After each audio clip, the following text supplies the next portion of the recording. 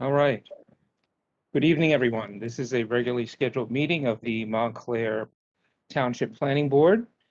In accordance with the Open Public Meetings Act, notice of this meeting has been provided by posting a copy on the first floor of the municipal building and by sending a copy to the newspaper designated by the township for notices.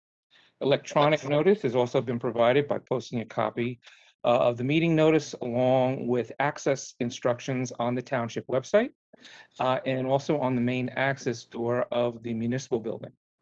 This meeting is being broadcast live on Channel 34 and is streaming live and will be available on YouTube. This meeting is a quasi-judicial proceeding, meaning that the board has powers and procedures resembling a court of law, and we are obligated to objectively determine facts and draw conclusions from them in order to provide official action. Any questions or comments must be limited to the issues that what the board can legally consider, and reaching a decision and decorum appropriate for a judicial hearing must be maintained at all times. Members of the public will be automatically placed on mute until such time that the meeting is open for public questions or comments. At that time, members of the public will be unmuted and they may provide verbal questions or comments as appropriate. And they may also direct questions or comments to Ms. Talley if verbal communication is not technologically possible. And the board secretary can respond via the chat or the question and answer functions of the meeting platform, or as a last resort by email to jtalley@montclairnjusa.org. Again, that's jtalley, Talley, at montclairnjusa.org. Excuse me. The first thing on our agenda this evening is our roll call, and I am here. Vice Chair Brodock. I'm here. Mr. Cook is excused. Mr. Graham. Here. Mr. Ian Wally. I thought I saw Tony. I thought I saw your name. Are you there? Sorry, Mr. I was muted. I'm here. Yeah, I'm here. Thanks. Okay. Ms. Lothman. Here. Councillor Schlager. Here. Mayor Spiller. Present.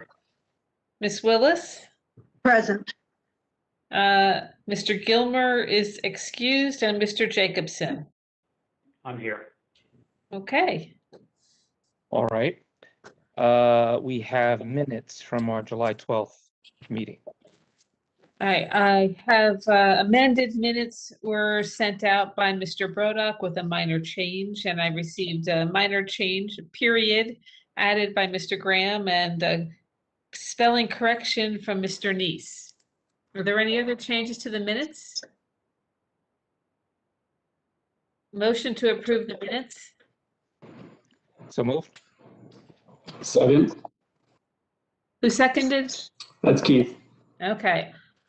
All in favor? Aye. Aye. Opposed? Abstentions? Okay. All right. And that takes us to our continued discussion, or rather continuation of our public hearing on the Unified Land Use and Circulation Plan Amendment that we started back on the 21st of June. Right. So what I pulled up is the memo that was sent out to the board just for the public. Let me zoom this in a little bit.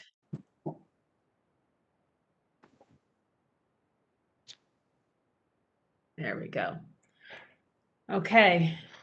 So the first page of this memo, which you all received, just verifies the changes that were made.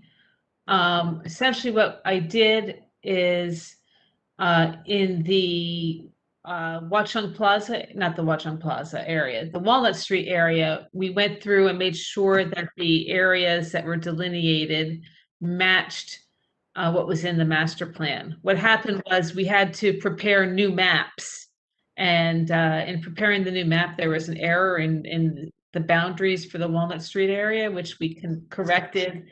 And we double checked the boundaries for all of the areas that were included in here. So just to confirm, this is the Lackawanna Plaza area. This is really we're making no changes to the plan. These areas remain, which I'm circling with my cursor here, remain in the C2 Montclair Center downtown district. That's what it is right now, and not in the C1, the more intensive C1 district. And this was as discussed at the last planning board meeting. Janice, the C2 is how many stories? The C2 is 4 stories. Okay. Okay.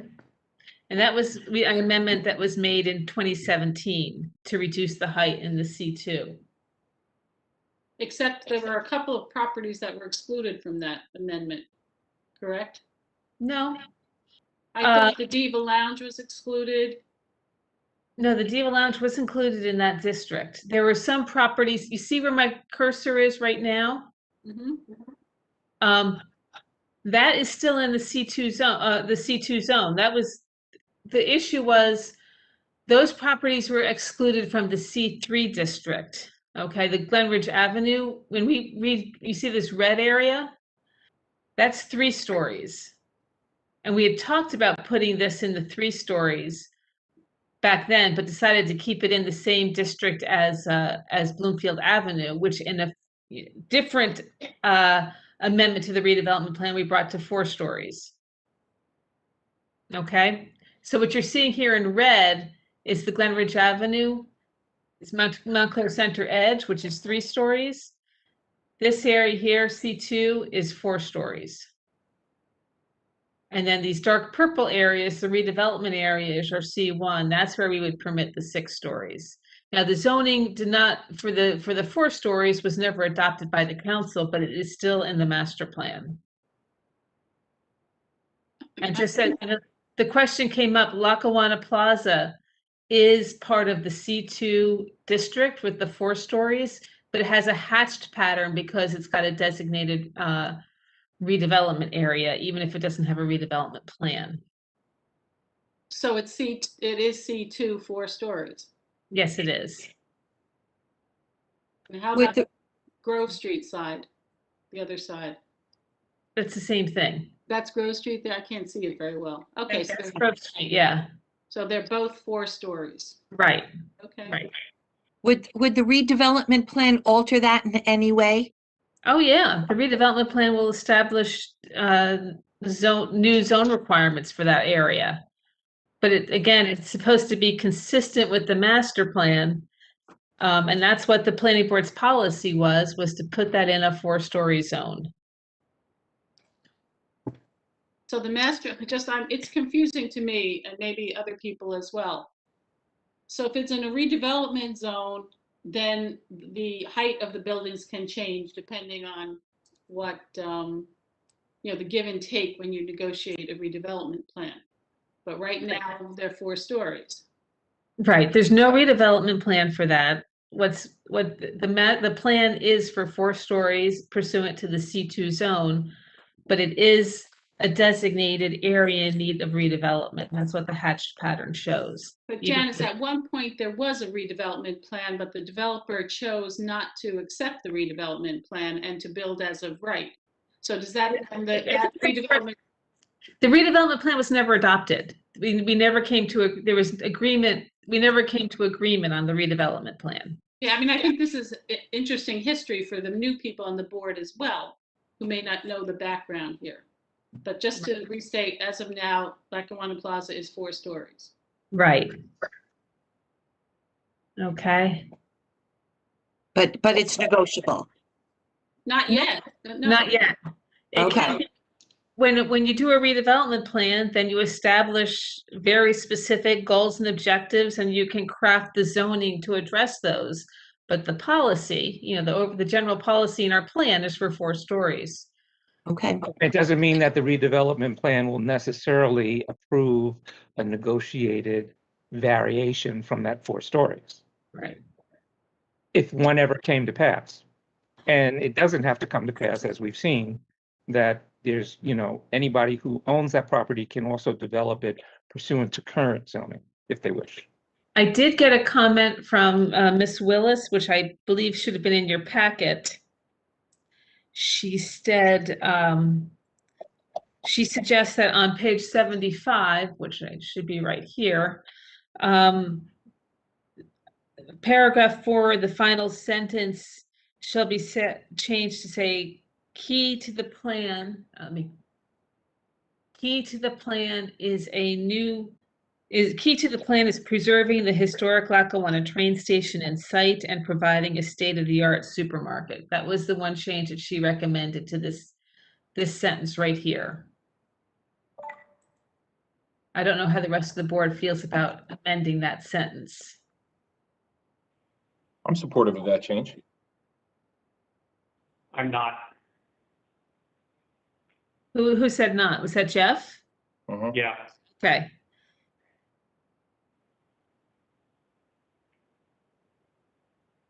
I think preserving it, though, doesn't mean necessarily completely as is, right? I think there's still negotiations to be made about changes to certain aspects of the design. But I think in general, we want to preserve the integrity of the train station. You're getting to the why I said I'm not in favor. I think we want to get somebody who's able to build a supermarket there, and then we can talk to that person about appropriate preservation. I'm concerned that if we put a marker down so firmly and in ambiguous terms, we're not even going to get to first base.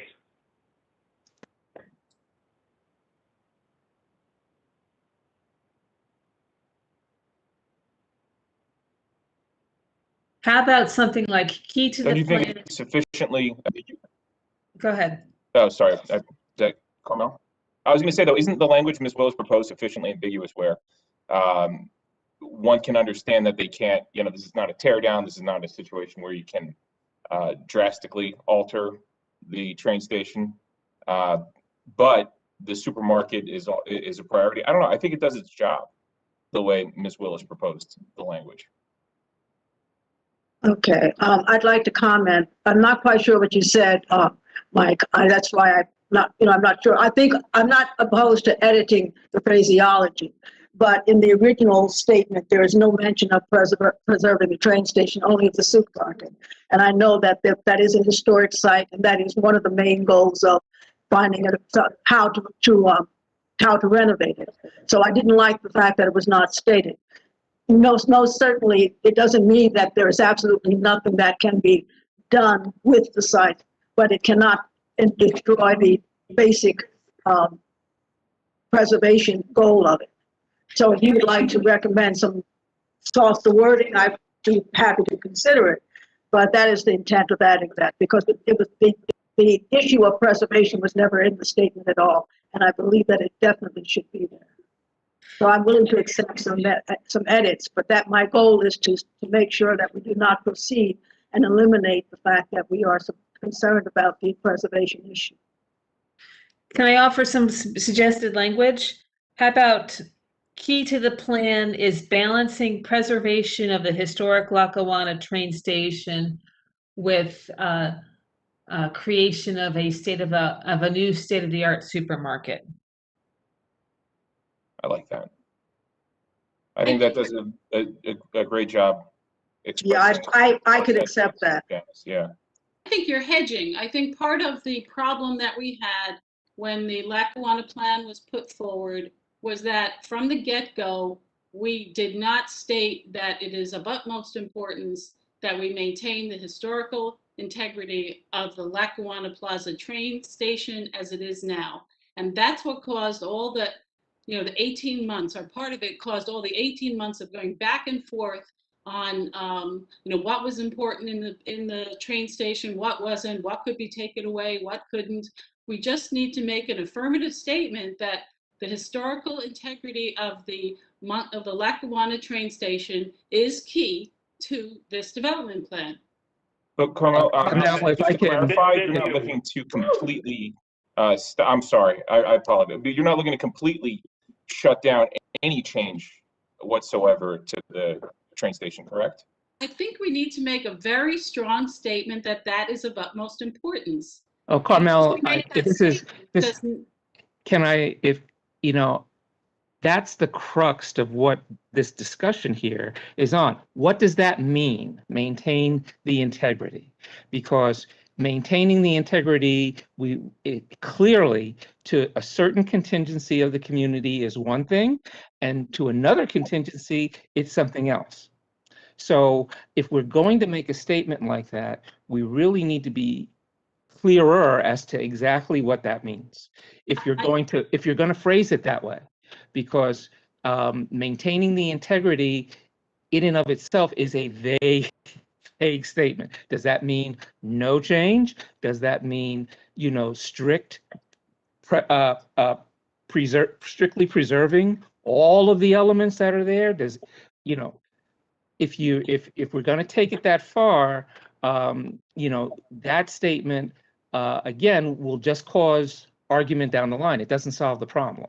Well, maybe we should talk about it and establish what our sense is going forward about how we want the train station to be considered, rather than spending another 18 months on a new plan where we argue back and forth about what can be taken out, what can't be taken out.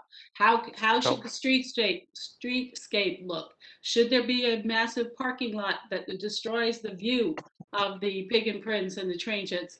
I mean, we're going to just, Well, it's not doesn't- going to go away. So going back to the statement that Janice suggested, doesn't that, you know, if we're saying that key to the plan is the development of the supermarket in a way that's compatible with preserving the historic nature of the train station, doesn't that basically sum up exactly what we're looking for and open the door for that kind of discussion? Because this plan, this is not supposed to be the redevelopment plan. This is a policy statement that we're making, you know, and so we don't want to address it specifically by the nuts and the bolts, because I don't think at the end of that process that we will come to an agreement amongst ourselves as exactly what that should include. I I've kind of, agree with that. I'm kind of in wholeheartedly. agreement. Am I on? We hear Can you you, hear me? Carol.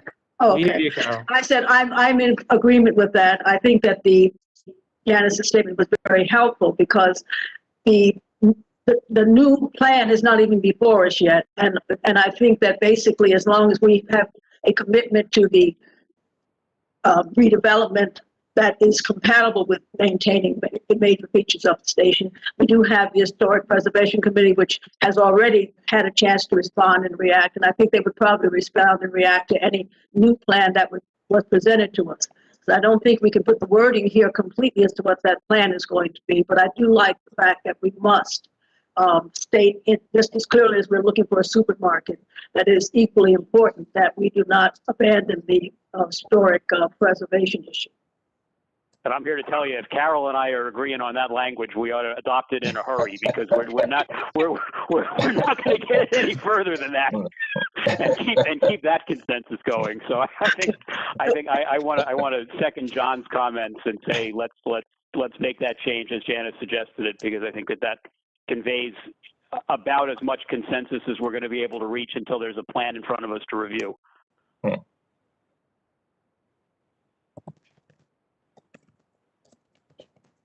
Oh, whatever, you know what I mean. So Type too fast. take your time, Janice. Don't. We'll wait for you. And I'll add the hyphens later. As the key to the plan is balancing preservation of the historic Lackawanna Plaza train station with providing a new state-of-the-art supermarket. Is that what you want to hear, what you wanted to say? I think that's what you said before, and I think that's the right answer. I'm sorry, I was muted when I said basically yes. Okay, Okay. And, you know, I am in agreement with that also. okay, good. So we'll move on to the next section.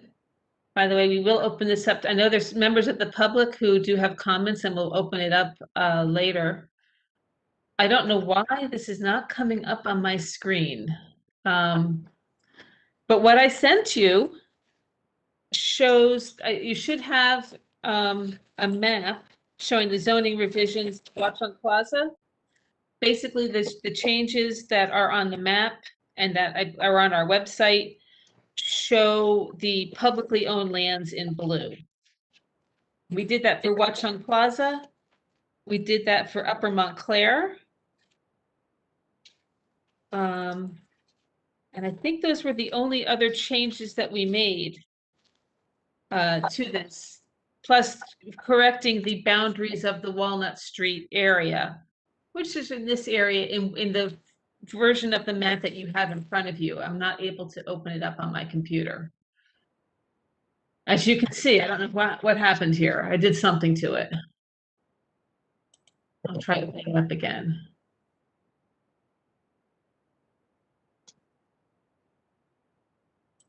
Are there any more changes to that?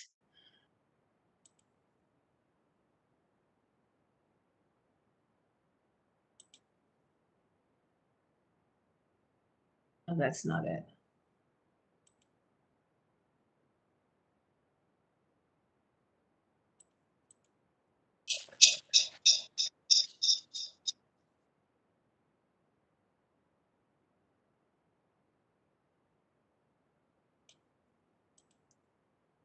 They're trying to open this up again.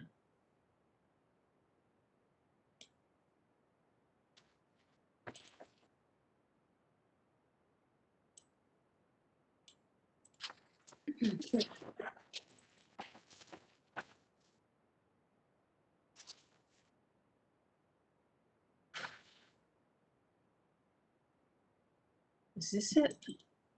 Yeah.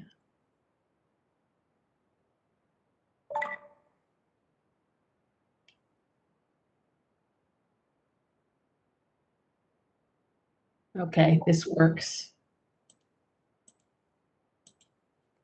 We corrected the boundaries here. You see that? Yes. And Yeah, we added, That's better. Mhm. Oh, yeah. we made that correction there. We added the boundaries in blue of the public owned land. We did that for Watchung Plaza. And we did that for Upper Montclair. So we're consistent. The other item that Carol wanted to discuss is on page 150 right here. This was brought up by Mr. Rubacki at the last meeting as to whether or not we wanted to call this a gateway to the southern a gateway from the south to Upper Montclair. This was the A&P shopping center area. I don't have a problem calling it a gateway. It can be, we can come up with some other language if you feel that that change is needed. I think all we would need is to change the title from Southern Upper Montclair Gateway to Southern Upper Montclair District. Or yeah, Gateway. Maybe the entrance to the southern entrance to Upper Montclair's business district. I mean, I understand, Janice, Mr. Rebecki's point, and it's a good one, but it's one person who made that suggestion. And I personally don't think it's worth changing. Okay, I'm just, Miss Carol sent out, suggested that we consider it, so that's why I brought it up. I don't know how everybody else on the board feels. Are you satisfied with leaving it the way it is? I don't have a problem with it because I don't think calling it a gateway in the context of this plan means a whole lot. Okay. It's descriptive. It's nothing more than descriptive. Okay. Now, we did receive a letter. If there's no other comments regarding this, I think it's easy just to leave it the way it is. I would agree, leave it the way it is. If anybody opposes that. So I sent you, I don't hear any comments, so I Right. think the silence is telling. I have a quick question, and I apologize because I don't remember. I see that the changes were made to the areas, but so for example, at Walnut Street, if you could look at Walnut Street, much of what's yellow, okay, that's zone C3, and right now it's C2. So what's C3 again? What's the I'm sorry to have to. C3 allows something that C2 doesn't, or something. What's Isn't that garden? All right. You want me to go to Walnut Street? Yeah, because all the yellow, because I'm looking at the zoning map, the existing zoning map, and most of the yellow is C2, and now we're calling it C3. Is there a short answer as to what's the, and I apologize, what's the reason for that? I think it's a height issue. I think it needs 3. So is that the difference between the master plan zone and the actual zoning? Yeah, so right now it's basically all the yellow there is C2, and we're making it C3. I was just wondering and I just forget, I know we talked about this before. What's the recommendation that something? You're talking about Walnut Street? Yeah, those areas in yellow, that's the C2 district. It's really, we're not making any changes to it. Well, but now it's called C3. I'm just asking, what's the difference between C2, which it is now, and C3? That's all. And I'm sorry, I forget. We're recommending a zone change, right? No, we're not. There's no zone changes to this. The only zone change we made was the public zone. Yeah, but I'm looking at the zoning map right now, and all of what is yellow on the handout that we got is pink on the zoning viewer, and it's C2. And we're recommending that it be C3. My question is, why are we recommending that change? Because the biggest problem is the designations is in the land use plan. The C3 does not reflect the zoning. So what we calling zone C3 transitional area, that's not the C3 in our zone district. So the C3, C3 is the urban edge in the master plan. If you look at page 29. So there's a lot of confusion around misnomers and things different on the tax map. I mean, the zoning map versus the master plan versus what we're looking at here. If you go to page 29 of the master plan, it says that zone C3 is the urban edge and it should be 3-story buildings. and I wanted to delete that whole section on 29 because we've made amendments to the plan. You're jumping ahead of me. And again, I can't. And I hate to interrupt, but the C3 on the plan that we have in front of me, the C3 urban edge is blue. The plan that I'm looking at for Walnut Street is yellow, and that's key. It says C3 transitional area. So my question remains the same. We have a C2 zone, and we're recommending zone C3 transitional area.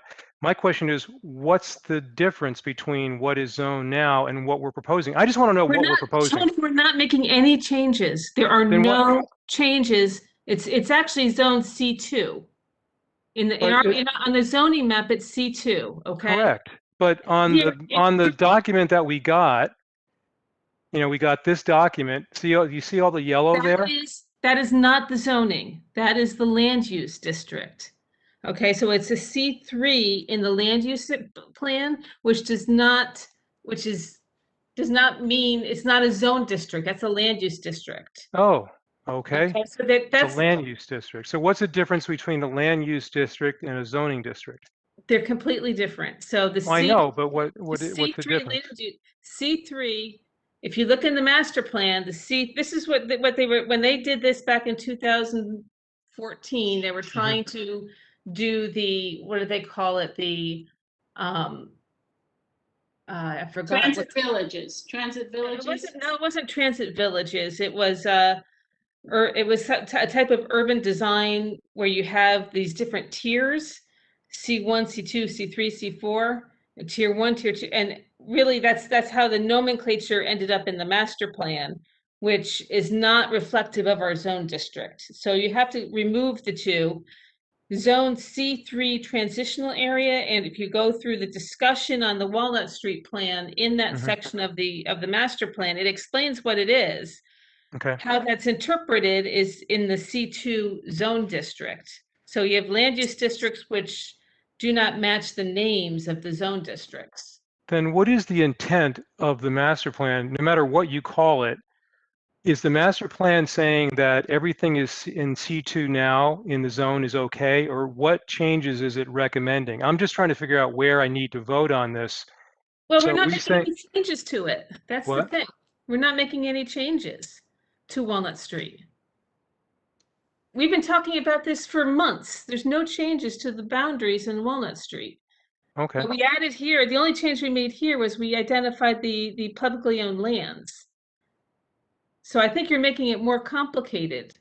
If you follow the process, we're not making, we discussed when we started this discussion, 6 months ago, we went through and found where is the zoning ordinance inconsistent with the master plan. The only changes we made were, remember, the area in the green around where the Stephen Plofker's development for that new building at the corner of Grove Street and Walnut Street. We put that all in one zone district, which is now the C4 zone district, the green area. That was the only change that we made. And then we agreed to that. After that, the suggestion was to change the map to show the publicly owned lands, which is what we've shown here. Those are the only changes. I'm just getting confused because we're calling something C3. So there's no zoning change then. So everything that's C2 right now will remain C2 zoning.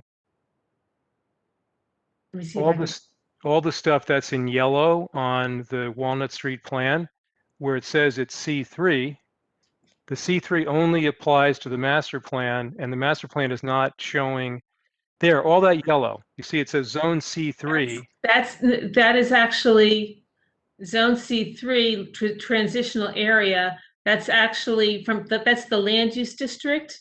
Yeah, The zone is C2. C2. Okay. And Okay. we should really get rid of, we should just get rid of the zone because it's not a zone.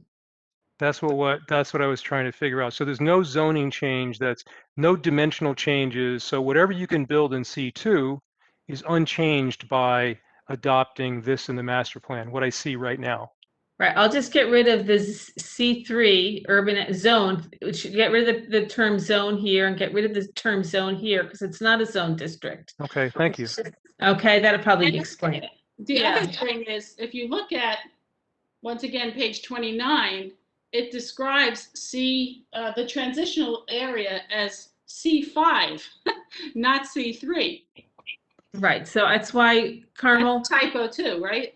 no, I think we just need to eliminate that whole section, the summary, because over the years, we've made amendments to these individual areas, but we never amended the summary at the beginning. And rather than create this internal inconsistency, I think the best thing to do would be, we don't need the summary. You don't need to be, it's very repetitive. You're repeating something that's already in the plan. It doesn't need to be there because it's when you go into the area strategies in the plan, it's laid out there. No, I agree with you, Janice. I think that, in my view, this whole master plan needs to be updated. But we're not doing that, yeah. I think we are doing that piecemeal. We're not rewriting. It took us 25 years to do that. I agree with you. I agree. But there's lots of inconsistencies, which is bringing forth the discussion we're having tonight. And if someone is not familiar with the background and they're looking at this, they're saying, what on earth is going on between the actual zoning, the suggested zoning, the descriptions of what the zones are? It's all over the place. Well, I think by making some of those changes that I had talked about, let me go back.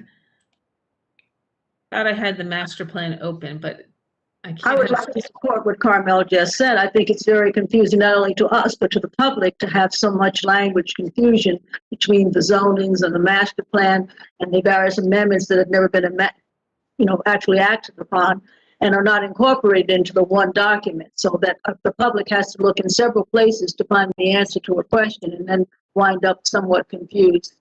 So I think I'd like to support that as a goal to do a lot of clarifying. I understand that. If we eliminate the summary, and I apologize, I can't, my computer's not letting me open up the master plan. It closed it before. I'll try and see if I can close some of these other documents. Just while you're looking at that, just to support Carol's point, it's not just the public that's confused, but if you have a developer that's looking at the master plan, and many times we see arguments, oh, the master plan says this, and that's the basis of their argument for doing what they want to do. We really need to have the master plan being an accurate document. Absolutely, absolutely. And that's why we were doing this whole effort. That's why we started this 6 months ago, to try and eliminate the inconsistencies. It's the frustration that the Board of Adjustment has, where the planning board says, the master plan says one thing, the zoning says another thing. Besides these internal inconsistencies that we have. And I can't pull it up right now. My computer's not letting me pull up the master plan. I have a copy of it here. So the yellow area that we looked at, I think someone mentioned before, in the master plan, that's actually called the Walnut Street Transitional Area C5. It does give a reference to the existing C2 general business. What page are you on, Tony? I'm on page 101. And then it also references a map in the master plan, which is on page 98. And 98 is where you get the reference of Walnut Street Transitional Area C5, which is identical to the yellow area, I guess, with maybe with that one change that you talked about. I forget. And Tony, is that the December 14th, 2020 version? No. It's a 2017 version. 2017, amended April 24th, 17. I'm not sure if we had a 2020 version of it. It's this, if you see that. See that? I don't think we have a 2020 version. Yes, we do. It's on the website. Yeah, I mean, so I've got the 2020 version. The 2020 is when we added the reference to the safe streets plan. Okay, just that. Yeah, That's the only thing. and that's the version I have up on my screen here, and it's consistent with what Tony's describing. I just wanted to kind of be clear about, make sure that we're all working from the most recent version. Right.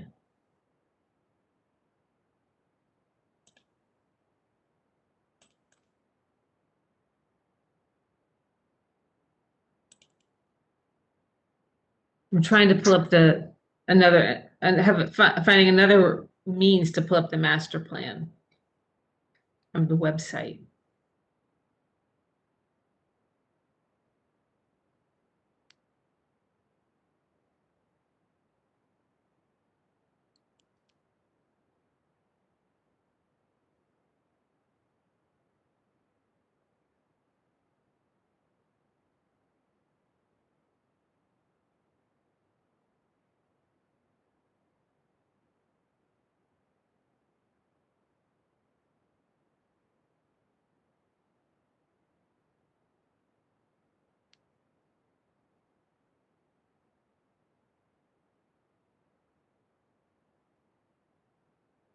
All right, let's see if I can get this.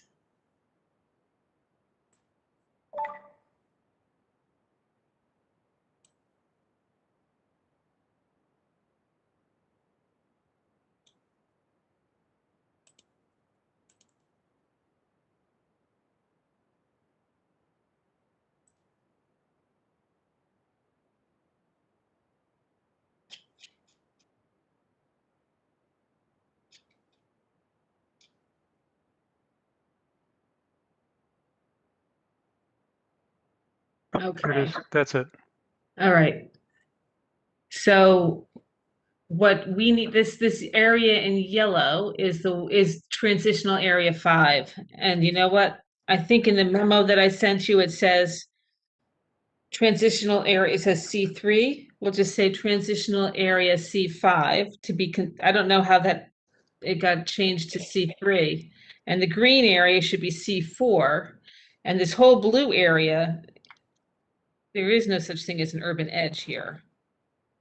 So what we should do for this Walnut Street, it'll just be the Walnut Street Village area in green, which was amended to include this area here in the C4 area, and everything else is yellow will all be C5. And then I think what you did in the new plan was add all the public land. We add the public land, yes. Yeah, that makes sense to me. Yeah. Okay. So the question I had, in order to address the letter that we got from Ann Babineau, who's attorney for BDP Holdings, who owns Lackawanna Plaza and a couple other properties. They've identified some inconsistencies in the summary on page 29 and 30.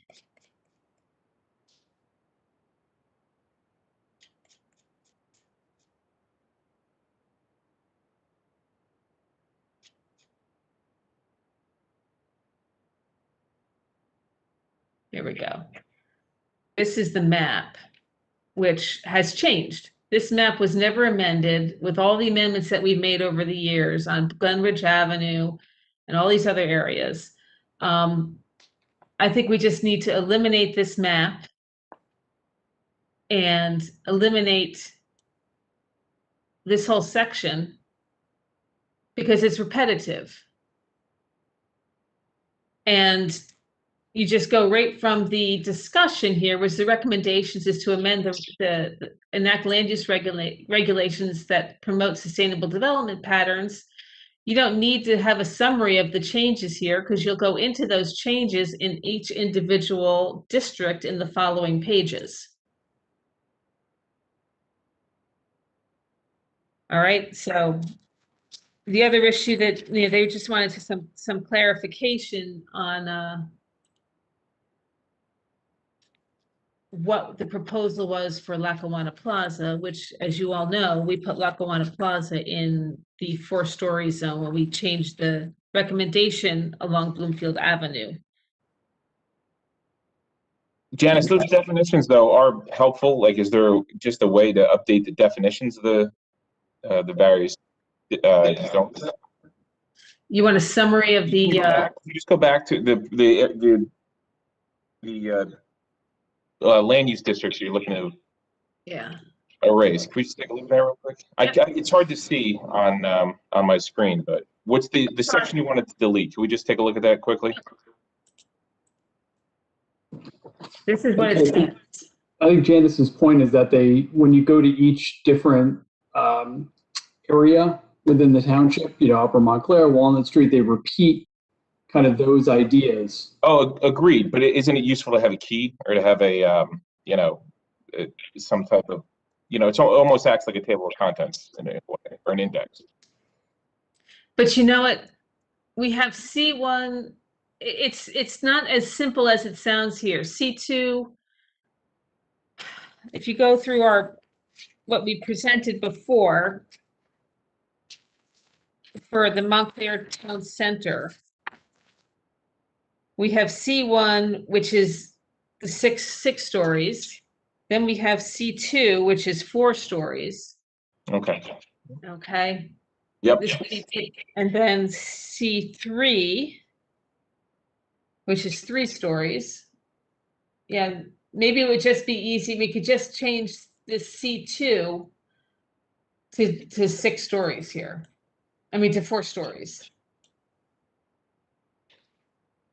And then we go to C4 Village, because this is generally 3 stories and 28 units per acre. I mean, they're generally correct.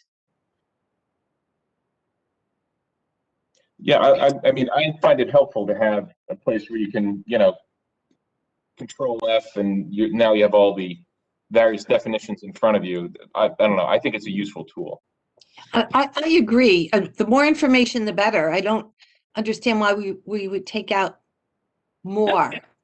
Then we would have to amend this page to correct this to say 4 stories. Yes. I don't know how you, and I think the incentive zoning increasing in height to 7 stories and 65 units per acre, I would just delete that. Okay. Yep. Page 20.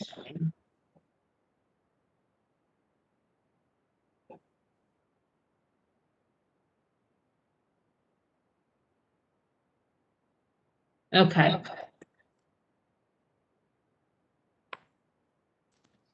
Then I'll make that change. I think that'll address the comments that we received from, Okay. So now it's crystal clear that the Lackawanna area is 4 stories. right, C2. right, Okay. right. All right. So those are the only changes that I had for the master plan, for tonight's discussion.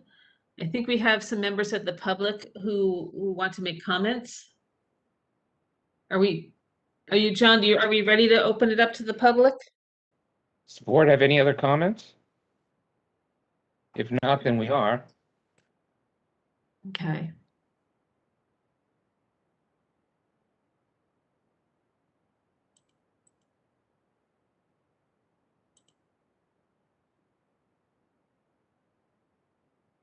Martin, I see you're here. I'm trying to unmute you. I don't seem to even be able to. When I click on you, I don't see a microphone. So Martin, if you want to make a comment, there we go. I unmuted you. And we can hear you now. Yeah, Martin, we can hear you. Okay, hang on 1 sec. 1 second, please. Got to jump between files. So, yeah, it's sad but not expected, and I really do need to point this out, that at the last meeting on language changes to this Unified Land Use and Circulation Plan Amendment, that it appeared the town planner was actually trying to convince this board to support raising the heights of the Lackawanna property there to 6 stories, to change it to a C1 zoning with a kind of convolution of unclarity and professed zoning confusion for the site. And Martin, no, I did not. I did yes, not. excuse me, I'm speaking. No, but you're saying something false about what I advised the board. I did not. Chairman, would you please? And Martin, no, actually, you're supposed to be commenting on the plan. I am. You're supposed to be commenting on the actions. You're not supposed to be, wait a minute, Martin. You are interfering with Martin, all due respect, Martin, you're not supposed to be commenting on the actions of the board secretary. You're supposed to, we're listening to comments about the plan. I am talking about the plan. Please focus your comments on the plan. This was only shut down when Ms. Willis directly opposed that shift to increase the zoning. Now, tonight, it's clear that the zoning designation there was C2 at 4 stories. But the effort was to change the board's What's your point about the current way that we've adjusted the plan this evening? John, you are interfering with my free speech rights to discuss. Martin, actually, Martin, no, it is my job as chairman of the board to keep the meeting on track and to focus the comments that we are receiving from the public, of which you are a member, to what is pertinent for the board to hear this evening, okay? And we're trying to focus on the plan as it has been, as we've agreed in this during the discussion this evening, as we've agreed that plan should read. So what say you about the way that the plan has been agreed to be amended? I remind you that getting a 6-story designation there would have provided the owner with much more flexibility. Do we have a 6-story designation there right Only now, because Martin? it was only because it was. So Martin, if that's the only thing that you have to say, then, I'm done with that. then if you're done, then, Interfering with my rights to speak. well, I'm sorry that you interpret it that way, but unfortunately for you, I'm the chairman of this board and I get to control how the meeting proceeds, not you. Okay, that's great. So, do you have anything further to say about how I the do. plan is, how we've adopted the plan, how we have rather agreed that the plan should be amended going forward? Yeah, now jumping to the language on the amendment regarding the historic designation and the supermarket. I'm in agreement with the compromise amendment proposed tonight. But I need to remind this board that this property is a federal, state, and locally designated historic landmark. That is its zoning designation. In contrast, there are 2 other supermarkets in town and multiple other supermarkets within a few miles of this property. And that's why it's been so difficult to bring another supermarket to the site. But there is only one historic property there. Board members should be reminded, in particular, Mr. Jacobson, given his philosophical comments, that our master plan has a very specific goal to preserve historic assets. It does not have the goal to modify and change historic properties to allow for more development and thus more value and profit for owners. If the HPC, the Historic Preservation Commission's legislation, had not been modified, this station would be preserved fully, and a developer would have to accommodate that and work within that framework, not the reverse, where we give up some of the structures to accommodate development. So Ms. Lockman is entirely correct. The failure to recognize that this particular designation and to fully accommodate that will be a recipe for more conflict and likely more litigation down the road. Thank you. Thank you, Martin. We have anyone else who wishes to be heard? Janice? Like, Kevin announce. or Stephen, do you have any comments on the master plan? I do not. Okay. Stephen, do you have any comments on the master plan? Okay. All right, no more comments on the master plan for tonight. All right. So, if there are no more comments, I guess the next step would be for a motion. If anybody feels that they want to make a motion to amend the master plan pursuant to the discussions that we've had over the last 2 meetings. Motion. Second. Who made the motion? I did, Janice. Michael Graham. Okay. Seconded by Chair Nguyen. I'm going to do a roll call. All right. Vice Chair Brodock. Yes. And I guess it's a motion to approve, to adopt. Motion to adopt. Yes. Mr. Graham, Yes. Mr. Ian Wally, Yes. Ms. Lockman, No, Councillor Schlager, Yes. Mayor Spiller, Yes. Ms. Willis, Yes. Mr. Chair Nguyen, Yes. and Mr. Jacobson. I don't think I get to vote, but yes. And I think we're already down 2 people, so you do get to vote Oh. because there's Yeah. 2 who are not here. Okay, the plan amendment is adopted. All right, thank you, everyone.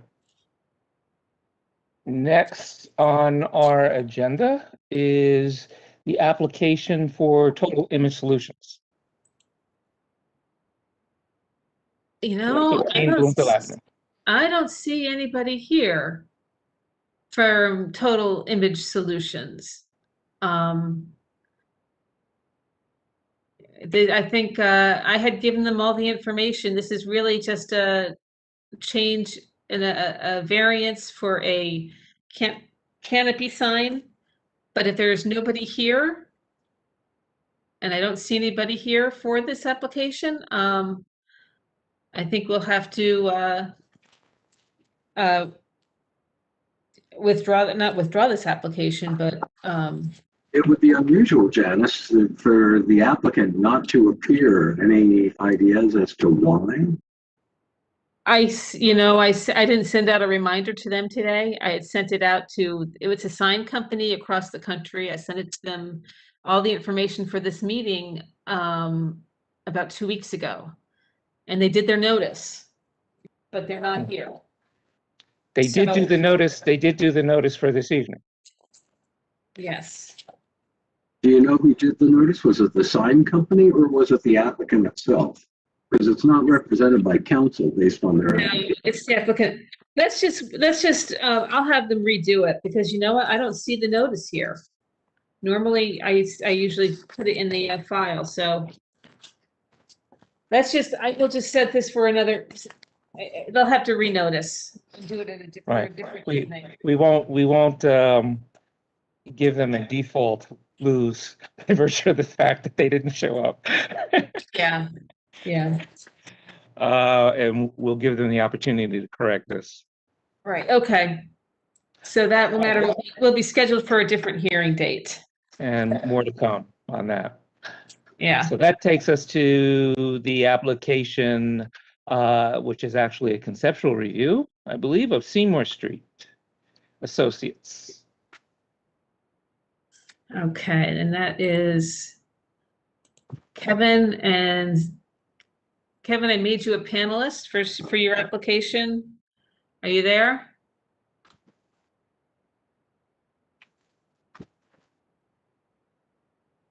There, can you hear me? Yeah, I can hear you. Kevin, is Mr. Plofker, is he going to be part of your presentation or just you? I think he's just here as a spectator, but I'm sure he can answer questions if we have any for him. Okay. All right. Do you want me to make him a panelist or leave him as an attendee? I think you can make him a panelist. I think he's going to have to accept it, though. I'm not sure if he's there. Janice, I can hardly hear Mr. Costello. Yeah, I can't really hear him either. All right, Kevin, so if you could just I might be able to hold my mic a little differently. Does that help at all? A little. You're still kind of faint. Options here.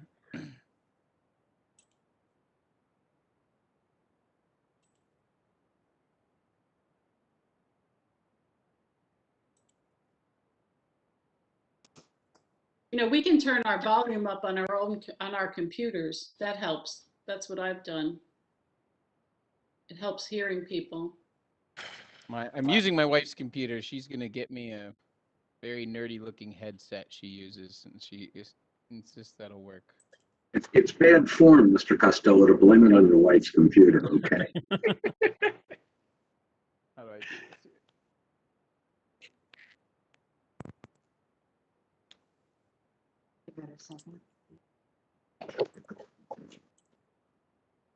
Is that any better? Oh, Yes.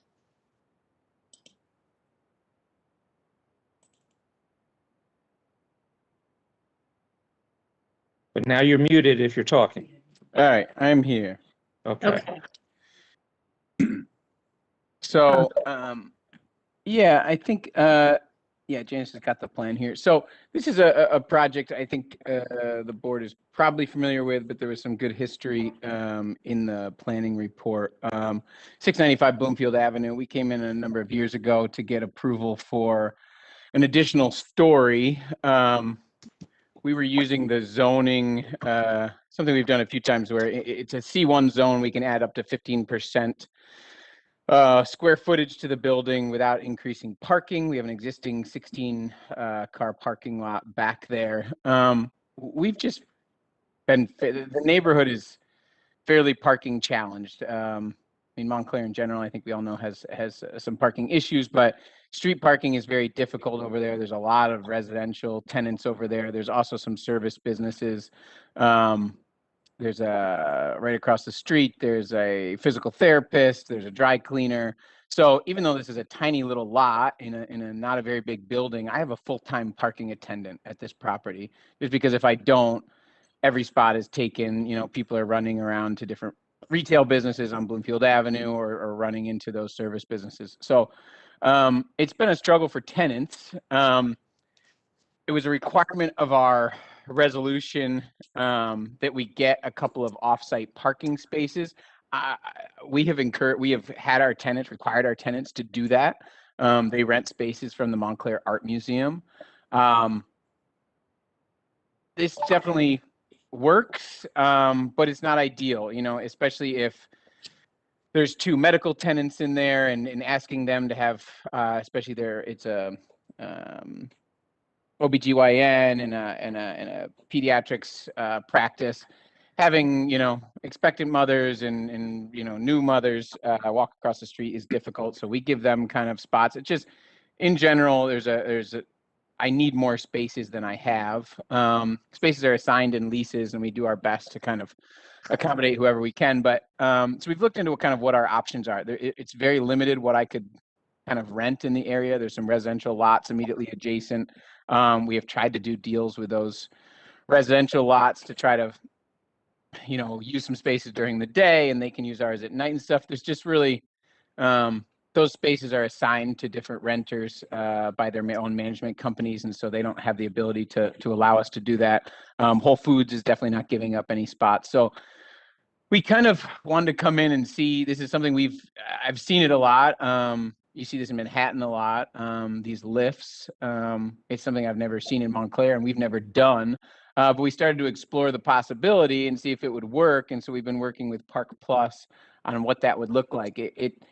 These lifts, they fit within an existing parking space. So they don't take up any additional room. So there's that left-hand row when you're pulling down our double-loaded parking corridor, has 7 spots. Now it's proposed to have 7 spots with the lifts. So it would add a total of 7 parking spaces to the lot. So it's about 50% more parking. The lifts are not operated by the users or by the tenants. Like I said, I have a full-time attendant there now anyways. So he would be the only one operating this lift system. There's a single control point that operates all 7 lifts, and they're all hydraulic powered. So I don't know, just because I've never seen anyone else do this, or I don't know if anyone's proposed anything quite like this. We kind of wanted to come in here for a conceptual review before I go kind of down the path of getting a fully engineered site plan for this, to just kind of see the general thoughts of the board on this type of parking solution. So Kevin, I have a question. It's Robin. So are you saying that there are people other than your tenants parking there on occasion from other, like other shoppers or other people? They shouldn't be, but if my attendant isn't there, it happens, so that's why I normally can't really justify a parking attendant for such a small parking lot, but it's just such a parking challenged neighborhood that it immediately gets abused if I don't, especially like things where people run in and out, like the dry cleaner is pretty bad right across Bell Street there. People are just picking up or dropping off. They just run in and out, but it affects my tenants. I have a realtor who has the whole first floor. Those people are in and out a lot, the agents. And it's very frustrating for them to, they pay good money for this space, and they come in and there's nothing available, and then they double park and block someone in. So no, nobody else should be parking there from the neighborhood, but if my attendant isn't there, it certainly happens. Okay, thank you.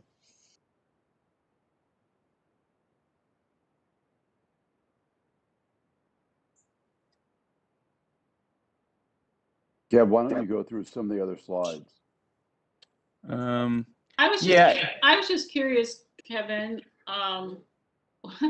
why you didn't think about the slide mechanism for both sides. It's a lot to go through for just 7 spots. Yeah, and I guess that's something that I certainly would like the board, if the board is open to that, I think it's something we might consider. Now, we thought that this was kind of the less, these ones were set back from the road, and so they would have kind of less visual impact there. If the board thought it was a good idea, I think I would consider doing both sides too. I'd have to kind of see, I know I need an additional 7 would be used by existing and proposed tenants immediately. I would have to kind of gauge how much more my tenants could absorb, because I'm sure, I will probably, they have a set number of spaces are all allotted to the tenants in their leases, but if they wanted to rent more, I'm sure they could pay for more. I'd have to kind of just like gauge how many are actually needed. At some point, I would have more parking than I would need for my own tenants. But we thought that this was kind of the, visually, that it looked better to just have the one row. And what? And one of the things that I noticed in looking at this and thought about, I did appreciate, I had the same question that Carmel did. And I appreciated your sensitivity because, I mean, it's not like these stackers are the most attractive things. And I've seen them, my car's been parked in them whenever when I've had to go over to the city on business. The one thing that I thought, in looking at the property along Bell Street, you've got two bushes that are kind of randomly placed along the that perimeter between that little grass strip between the sidewalk and your parking lot. Mm-hmm. And if you could put a wall of evergreens, of the thin, tall, arborvitae, Keith, you'll have to help me out with the correct species. But if you could put a thin wall of evergreens along that to screen the parking lot, I think it might improve the streetscape, and it would cover the camouflage the mechanisms from the surrounding properties, so that people wouldn't be looking at the transformer parking lot. Yeah. And adding a few touches like that to spruce up what you're and put that barrier, put that visual barrier there, without putting up just a fence. I think that would go a long way. And I don't know, depending on the height, I'm looking at a picture image from Google Earth, and one of the bushes that from the particular angle that I'm looking at, there's a bush that looks like it might cover up almost 2 cars parked on top, Mm-hmm. And the bush is maybe a little bit, it's hard to tell from the angle. And that street, I think your parking lot is not exactly level with the street. No, it's higher than there's a small retaining wall and there's between a slight the sidewalk incline and the to it, property. Mm-hmm. And the wall is higher on one end than it is on the other, right? Exactly. Yeah, Bell Street has some grade to it. Yeah.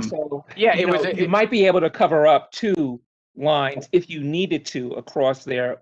It would, I'm throwing it out there. I would like to see how it would look. We would ask you if you were considering to do something like that, to show us a visual rendering, to draw it to scale, to show how it would look from the streetscape. But that might be a way of doing it. And if you don't need the 2 rows, then great, but if you did, then that might afford you a way to do it without, for lack of a better way to put it, damaging any more how the area looks, because on that side, you've got apartments, you've got residential looking out on it.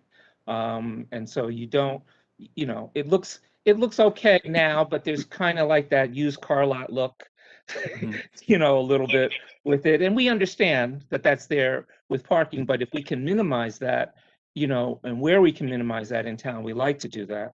Yeah. And so that might be something to consider. Yeah, the landscaping was actually mentioned in the planning report too, as a suggestion that we should consider. And I'm totally fine with it. We do have a good planting strip there. Janice has got it up now. Those 2 kind of shrubs were actually trees that our former arborist, Mr. Shuckman, liked these columnar trees, and then they've kind of just grown in an odd way. I've never used that variety before, but it's supposed to be a tree that stays very upright, but kind of the top died a little bit, so it's just kind of taken a weird shape. But I do think, with we've had really good luck with the green giant arborvitaes. With irrigation, they grow, up to a foot a year. And they really kind of, have that hedge effect that you're looking for, and the deer don't like them. So we've used those a lot when we're trying to screen something. I mean, it wouldn't help with the second level, but just a windscreen on that fence, is a good barrier too. It depends on how high you. It depends on how high you let them grow too, because I know I've got one in my yard, and it's a lot taller. It would definitely cover 2 rows of cars now. I didn't expect it. I'm sorry I let it get that tall, because now it's not easy for me to prune it. Sure. And it really hasn't been out there all that long. No. Maybe, but it's, I've seen them used on other properties in town, that particular like corner properties, where the corner property owner wants to kind of give their backyard and their side yard, some insulation, and they've worked out really nice. Sure. No, I was saying the fence, if we did a windscreen, would help too, but that wouldn't get you the second level. I think the hedge would certainly do it. Like I said, you can legitimately, look at over a foot a year of growth on those things. And we've used them effectively in the past. They work better if you kind of start them a little smaller too. They tend to live a lot longer, instead of trying to put the 12-footers in. If you kind of put a regular, 6-footer in and let it grow up to that height over a couple of years, it's a lot more successful in the long run. Yeah, no, I get it. So I'm of 2 minds about this. On the one hand, we've got a parking problem. Here we have a responsible applicant with a good solution, and that all weighs in favor of doing this, because I recognize the problem and I recognize the elegance of the solution. I have the following concerns, which are not, they're a little bit about this applicant, but it's more about the precedent that we'd be setting if we start down this road. One is, and I think just picking up on the chairman's comments, they're ugly. I mean, we all know they're ugly, and it is what it is. I mean, it may be the only way around the problem, but it's not the most aesthetically pleasing thing in the world. More importantly, there will be 2 issues that will arise someday. Maybe not with this applicant in the near future, but someday with these things. Number one, somebody's going to have a car stuck up there after hours that they're going to call the police about, and we're going to, face this issue in town. The other is somebody's going to have these stacked parking spaces that they're going to abandon, and it's going to be the township's problem to deal with this that's sitting in a parking lot someday. So, I don't know. I get it, and I want to be helpful to responsible business owners that come in with good plans like this. And I have no doubt that you're going to run this responsibly with a valet attendant. And so I don't want to penalize you for concerns that I have about somebody else a year from now, but I got them, and I got to wrestle with what I'm thinking through when I see this as opening a door to the next 4 applicants that want to do this in their lots too. Janice, quick question along that, and appreciate the comments from my colleague here. What is the history? I think we'd all agree that they're ugly, so okay, given.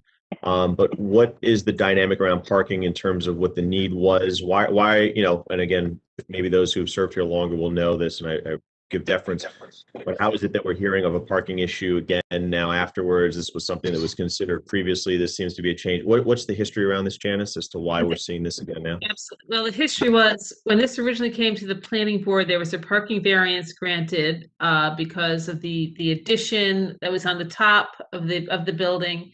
There was a parking variance that was required. The board said granted the parking variance with the requirement that 2 additional spaces, permanent off-street parking spaces, be provided.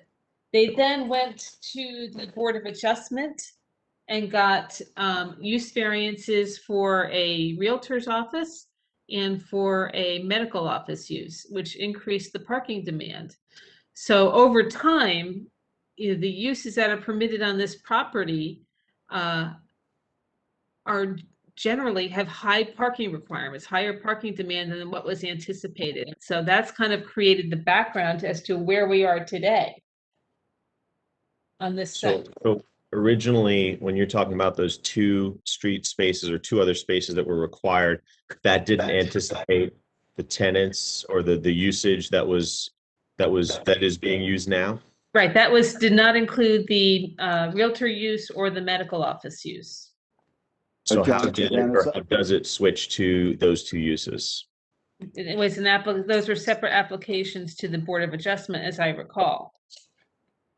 So I'm trying to piece this Janice, together. if I may. Am I wrong?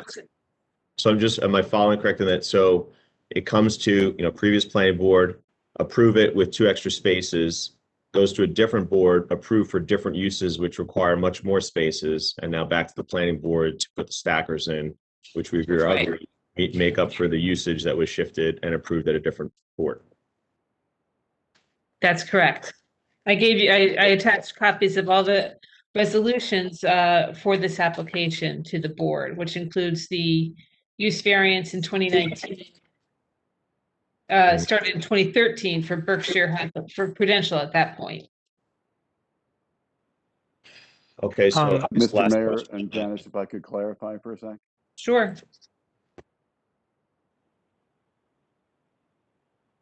Go ahead, Stephen.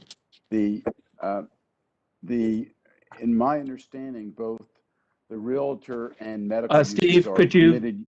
Mr. Plouffer, could you speak up? You're muffled. In my understanding, both the medical use and realtor use are permitted uses in that zone. However, the realtor was not permitted on the ground floor where retail use is required.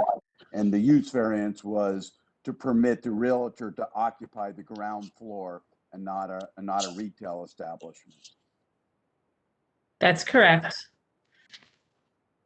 So the uses were always permitted. It was just the realtor occupied the ground floor.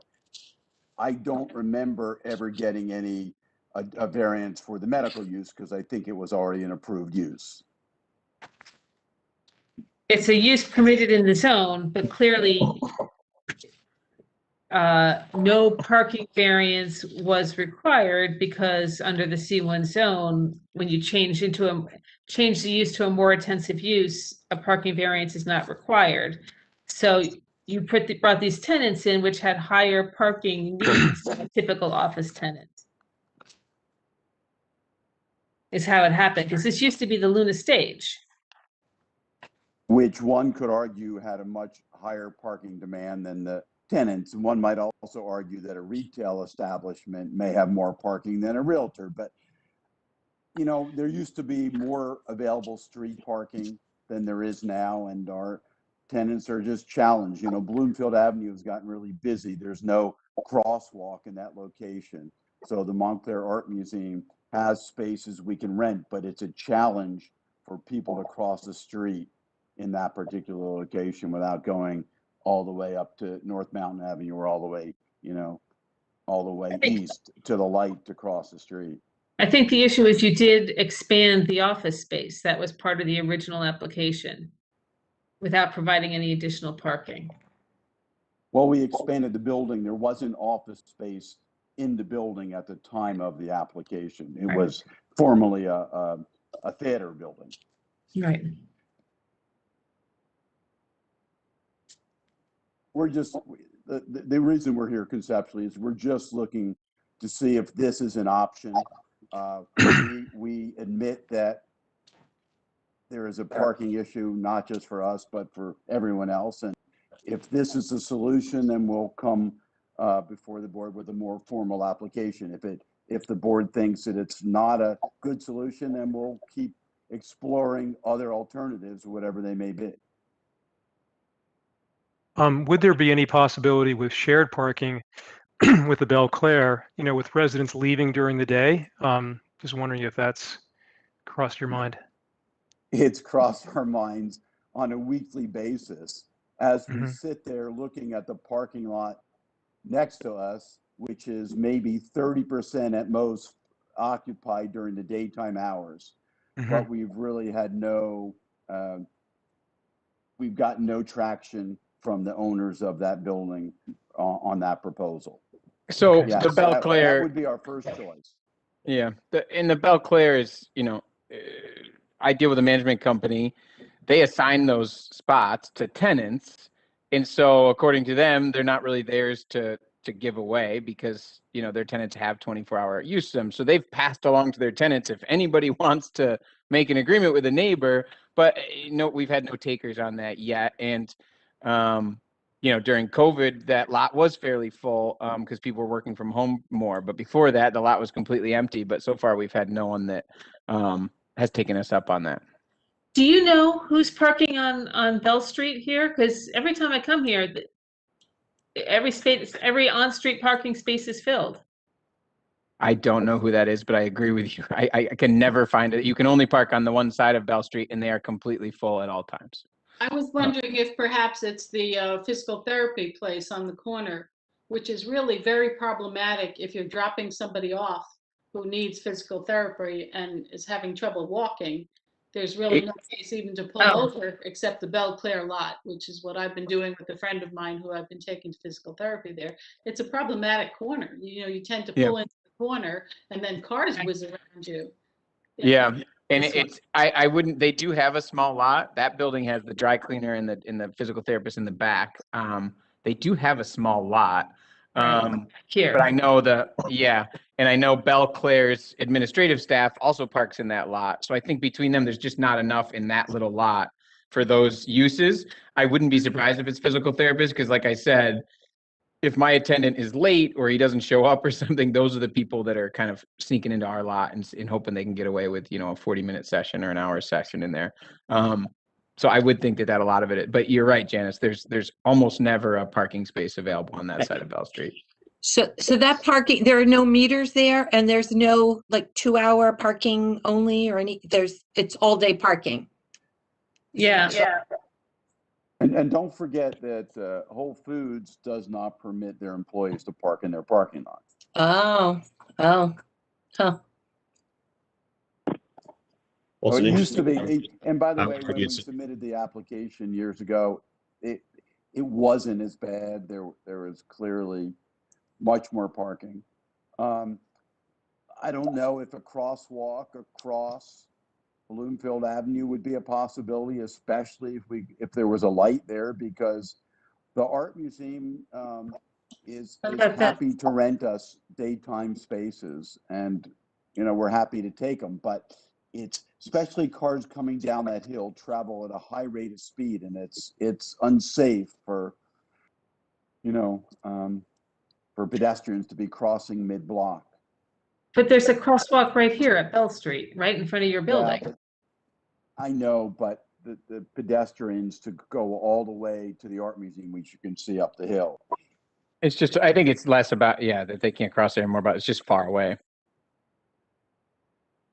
I mean, I absolutely see this as a real benefit to the pressure on the neighborhood to find parking. If you could double the size of that lot, which these lifts would do, that seems like a good thing to do in this particular spot where there are unique problems happening in this particular spot. But I appreciate what they're doing there, Carmel, by just doing the back spaces, because you can see you have tenants from the Belclair apartments looking directly into that lot. And I think we all agree that the aesthetics of these things are less than pleasing.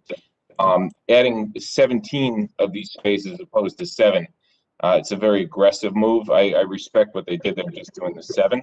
And I do have hesitations on, putting in just those 7 themselves. But I think putting too much density there, I think even with the landscaping, and I appreciate the chairman's suggestion of putting in landscaping there to improve the streetscape, it doesn't help the Belclair.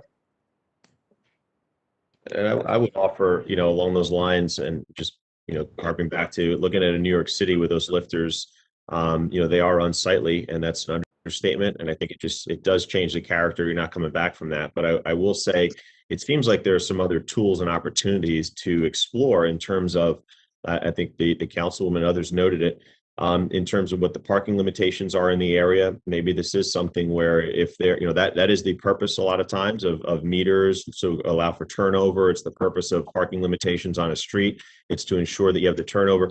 There seem to be some options to explore there before, adding some stackers, and others have noted that may, long last past this challenge, but certainly in my view, and I am sure, maybe this board will see it in time or not, which we certainly on the other side of things in the council will get a number of complaints about in terms of the aesthetics of that going in an area. But, it seems like there's still some things to look at that are tools that should be fully exhausted before, this be something that's considered.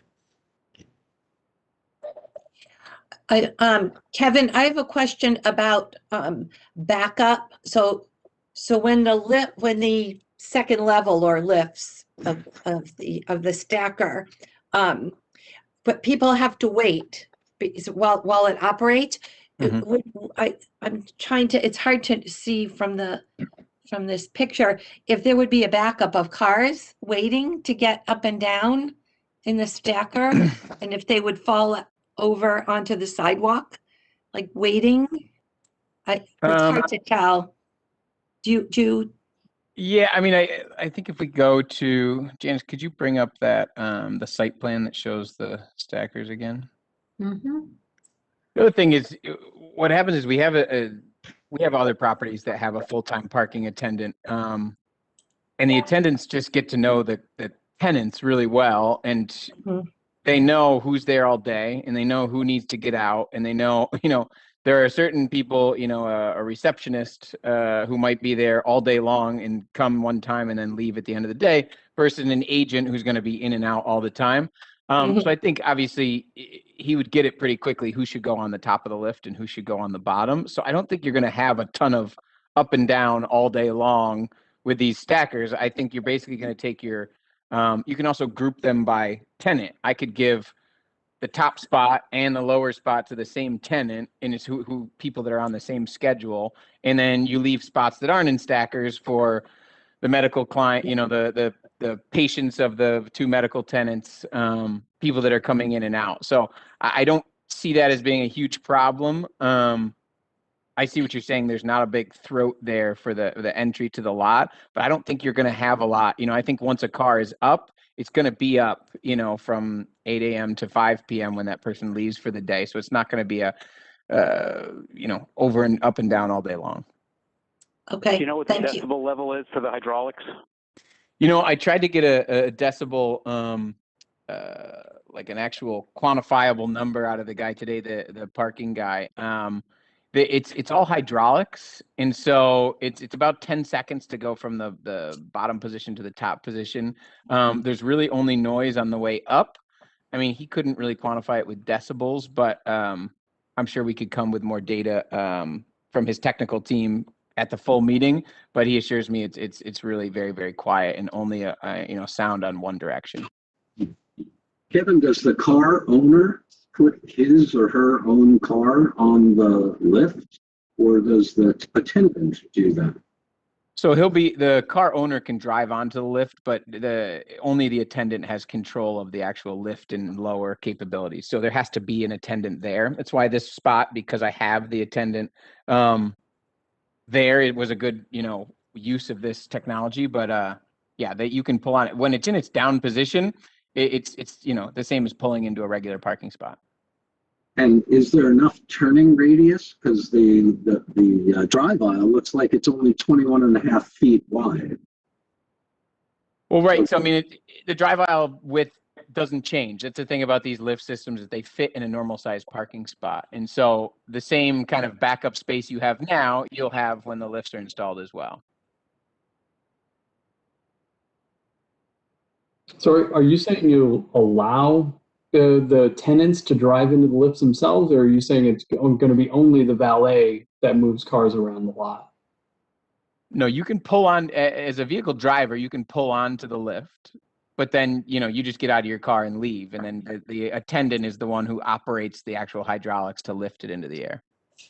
Okay, so like if I were to show up and I'm in spot 7, I just pull right in and then the attendant lifts the car. Correct. Okay. And the 21 feet is less than ideal for an aisle width, but it's what we have and we make it work. And we've really had no issue in this lot with cars banging into each other.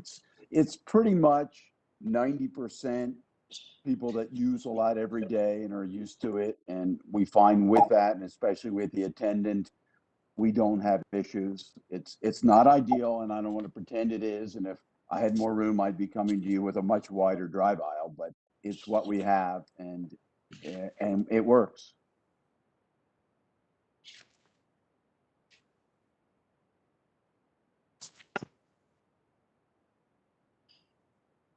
Any other questions from the board? Any other comments?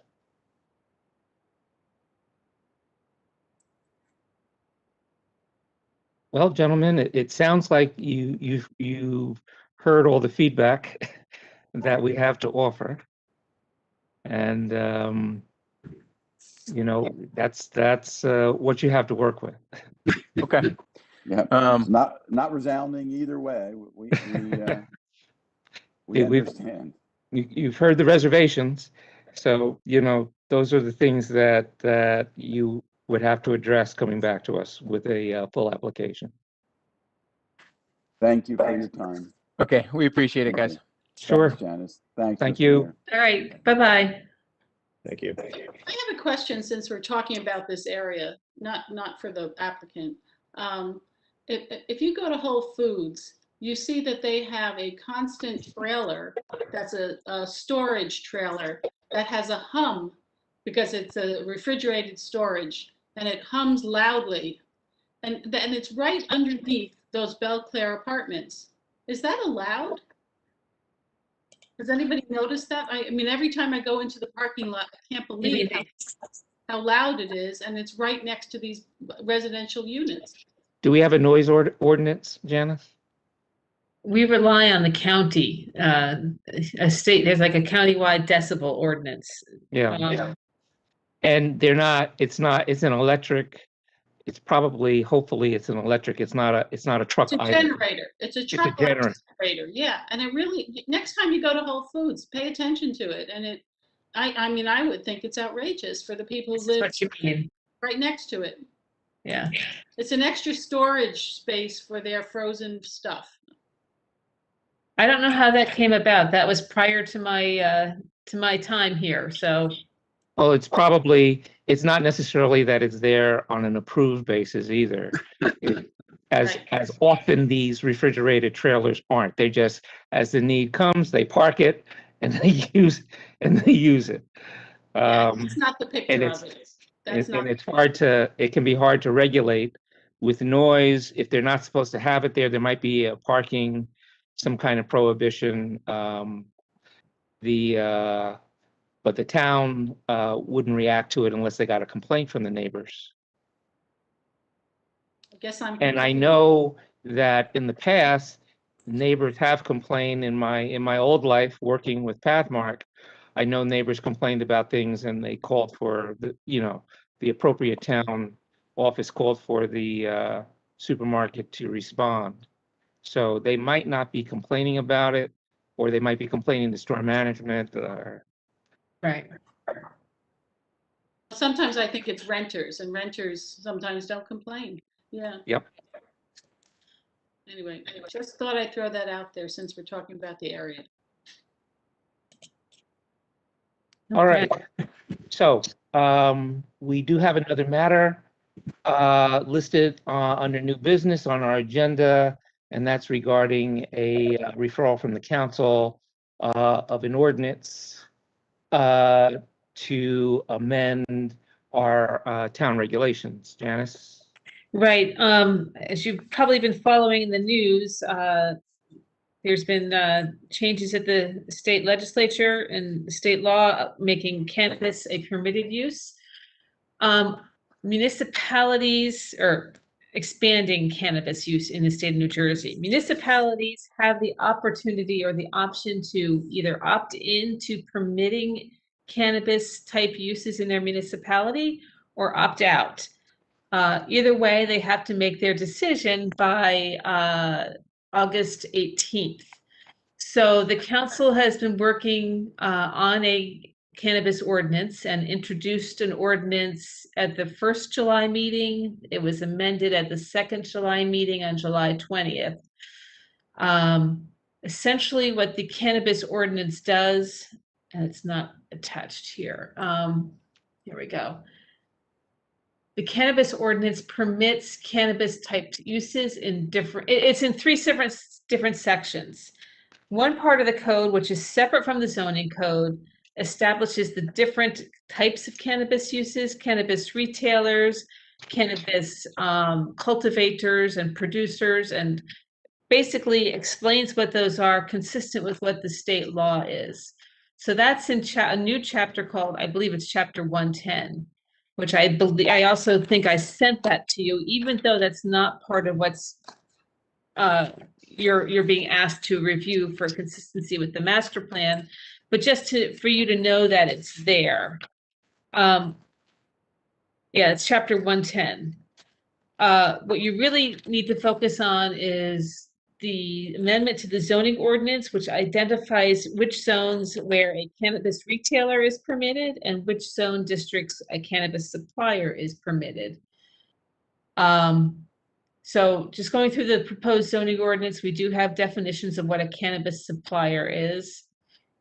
That's a grower or a cultivation facility, a processor, et cetera, manufacturing, versus a cannabis retailer.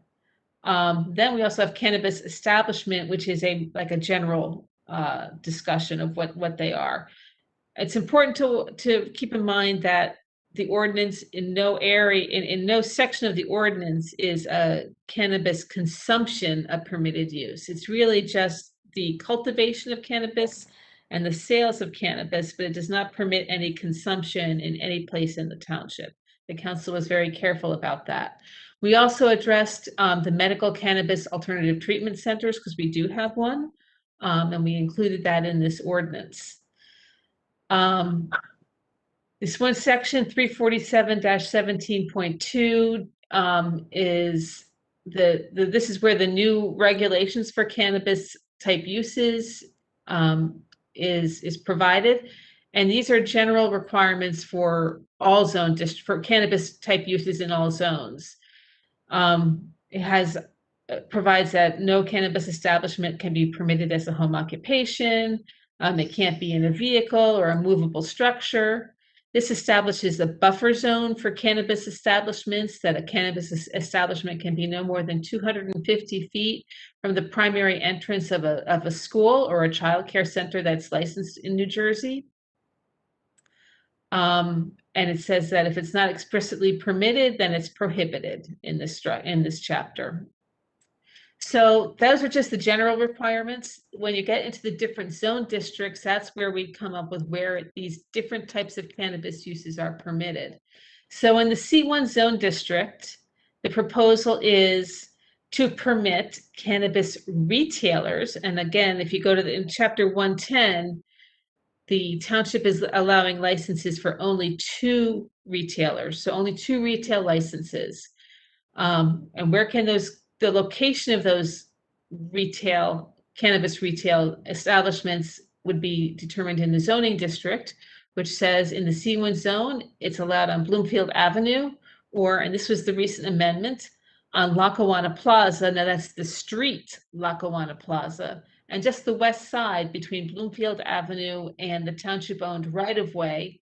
I think it's sometimes referred to as Jazz Alley. That's opposite the intersection of Greenwood Avenue. So that section of Lackawanna Plaza, it would be a permitted use. That's for cannabis retailers, and we are only allowing 2. We also have requirements for medical cannabis alternative treatment centers. That's similar to what was the Greenleaf Compassion Center. It's now called Ascend. That's an alternative treatment center. The issue with that facility, although we did permit it on Bloomfield Avenue, is it's more akin to a medical office use and not a retail use. It's not like a pharmacy. It's more of like a medical use, because you have to have a prescription to get in. A doctor is present, and the issue is that the windows have to be obscured for the privacy of the people who are in there. It's really not an appropriate use on the first floor in a downtown area. So the proposal here, and right now we have no regulations, no specific to an alternative treatment center. So the proposal is to permit it in the C1 zone as long as it's located above the first floor. So you don't have those uses with the blacked out windows, which it is not conducive to a downtown area. It would be up on the upper floors. And cannabis establishments, other than cannabis retailers, those are production facilities. Those are permitted as long as they're not on the first floor in the C1 zone district. The C2 zone district, which is the pink area along Walnut Street, Tony, that we talked about earlier, that's the C2 zone district.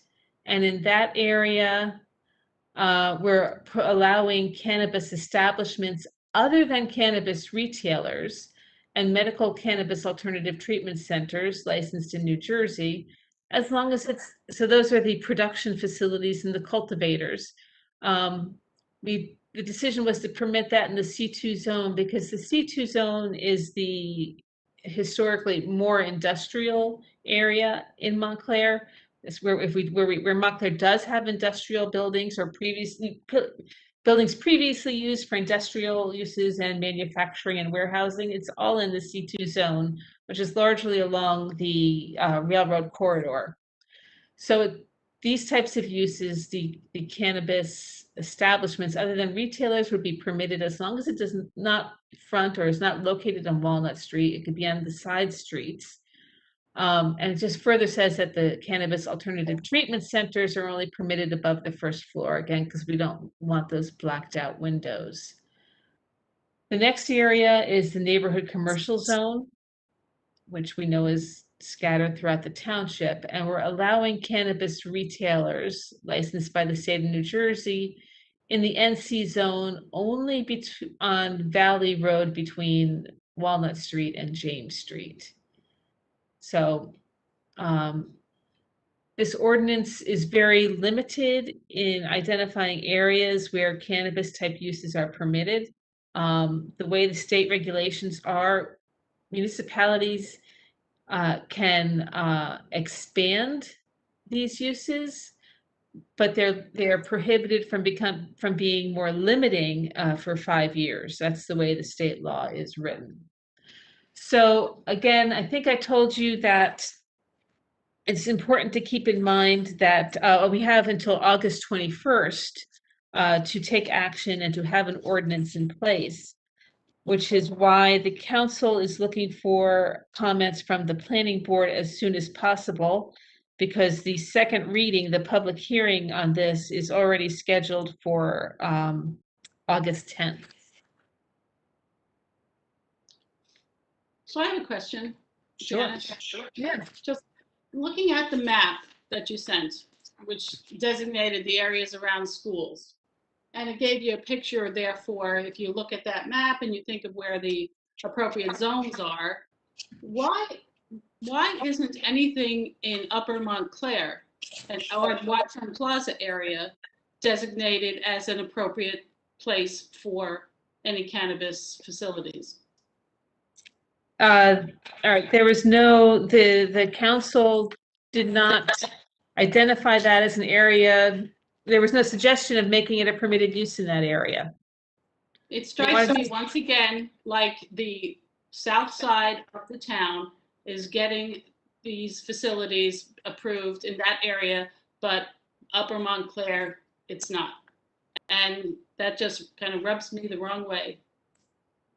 Yes, I had that same concern as Carmel, and I was wondering why they would pick the Hollow as an area and the Fourth Ward as an area. I don't understand the choice of why they pick retail in those particular areas of town and not in others. So I've got a couple of comments, so bear with me for a minute. I've been heavily involved in these issues for years, dating back to my time in public life. Look, the people of New Jersey, in their wisdom, have legalized marijuana. and that's the law. And so we've got to go with the law, and that's fine.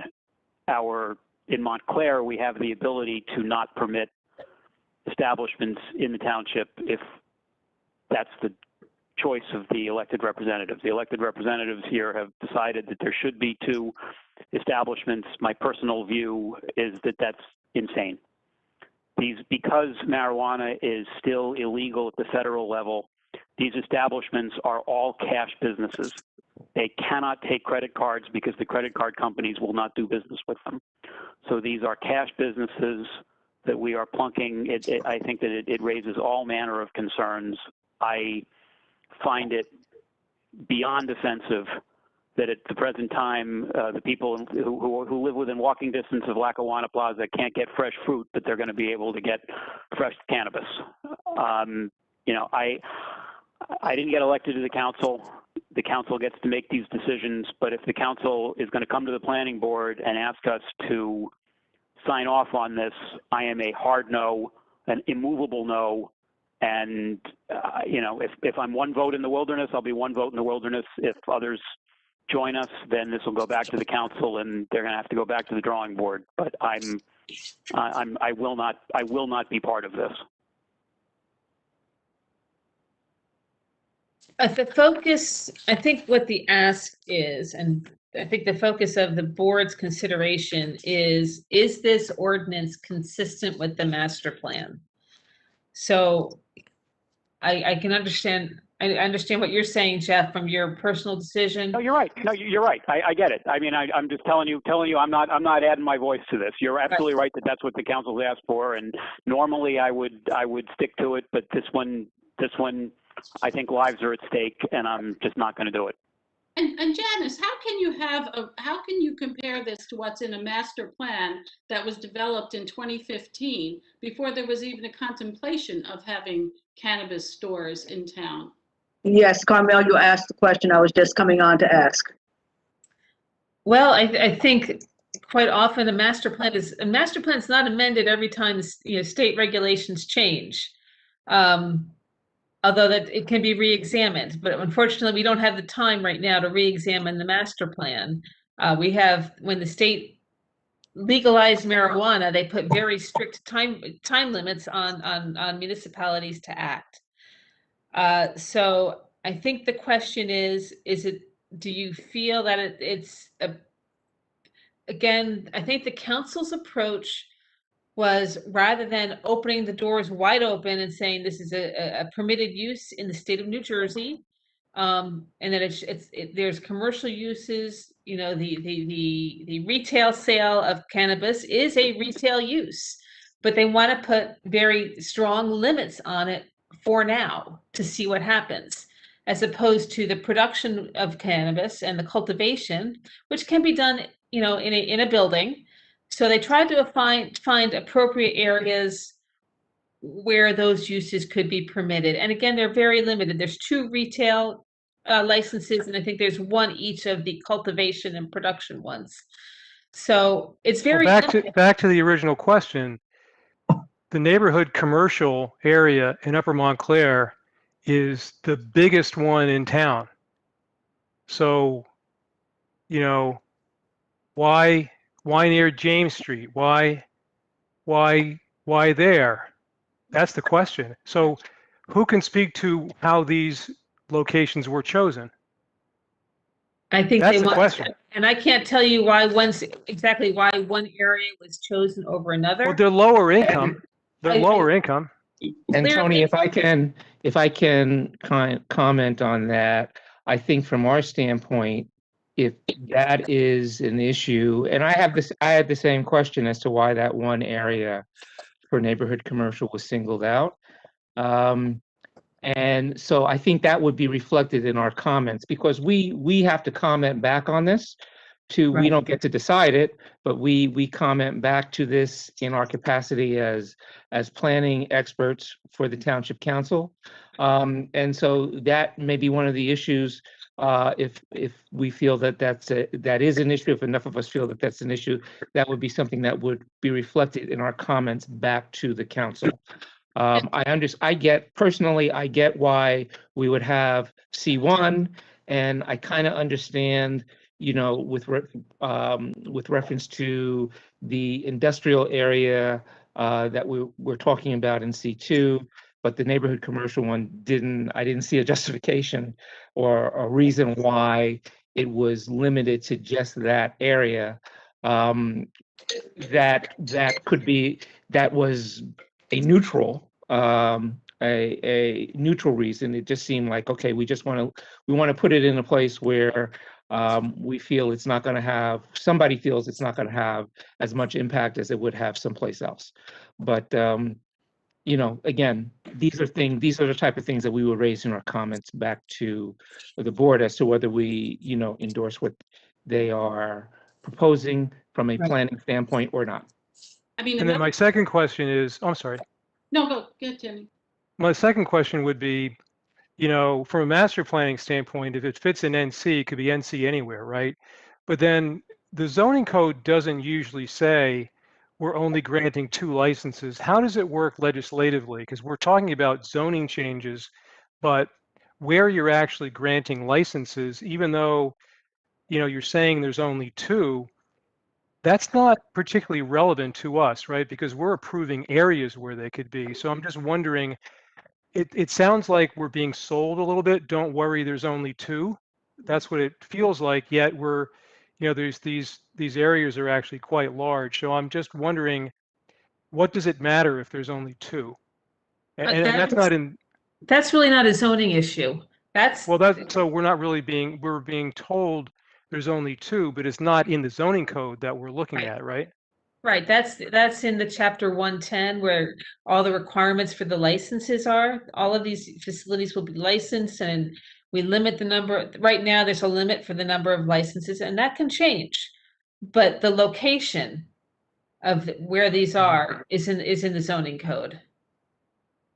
Okay, thanks. And I also might add that in our comments back, if we feel that because of the nature of what we're dealing with here in cannabis sale and production and supply is something that would require special consideration that we didn't really have when we were designating certain zones back in 2015, then we should make that comment, that we feel that, extenuating circumstances, should be imposed to either limited in this way or expanded in that way. Just the same as we would if we were dealing with some other new technology that was coming into town, that, again, we had no way of anticipating would be here, but now we've got to deal with it. And maybe the considerations that we took into account when we planned something 5 years ago would be different now that we're dealing with something here in present day. And I have another comment. It strikes me that having retail sales establishments in the area we're talking about, and because of what's going on in the towns around us where they are not allowing cannabis, we're going to get an influx of people who are going to go to these retail stores. And we're already dealing with parking issues. We just had, a parking issue. So, and you're saying it's good for business? Are you saying it's good for business, Carmen? No, I'm saying that our parking problems, our traffic problems are going to be enhanced. And that tremendously is another reason for, yes. But it's a retail use, right? And we're saying, we would allow another retail use in these areas. I grant you there might be more demand for something like, a marijuana product. But is that a consideration that, it's still a permitted retail use, essentially, correct? The parking for a cannabis retail would be the same as the parking for any That's kind what I'm of. asking. Yes, that's exactly what I'm asking. Yes. If we thought that it was going to be something very attractive, right, that might be a consideration that we would want to say, hey, well, we want to put it someplace where there's lots of public parking, Like the Acme parking lot. And that would be a reason. That would be a reason to say not have it in one place as opposed to another. Which is what I was trying to say earlier. It's that we never thought about this back when we were designating the NC zones. But if you, it's like if you put in a McDonald's, you know, you wouldn't want to put a McDonald's everywhere because of the amount of traffic that we know that a McDonald's would generate, you know, so. I also think your university students, if you think of Montclair State University, they'll be driving all the way downtown where they could stop at the Acme parking lot instead, you know. I really, well, good for them, but I really resent the. Does Acme have any vacancies in there now? A wise man said that they're for legal marijuana, but wait till they put the head shop in Short Hills. Exactly. Well, that's what we're dealing with. Exactly, Jeff. Wait until they put it in Upper Montclair. Yeah. You know, and why aren't they? We're not putting it there because why? Well, we all know why. But Chairman, we're permitted to recommend that they include certain sections of Upper Montclair.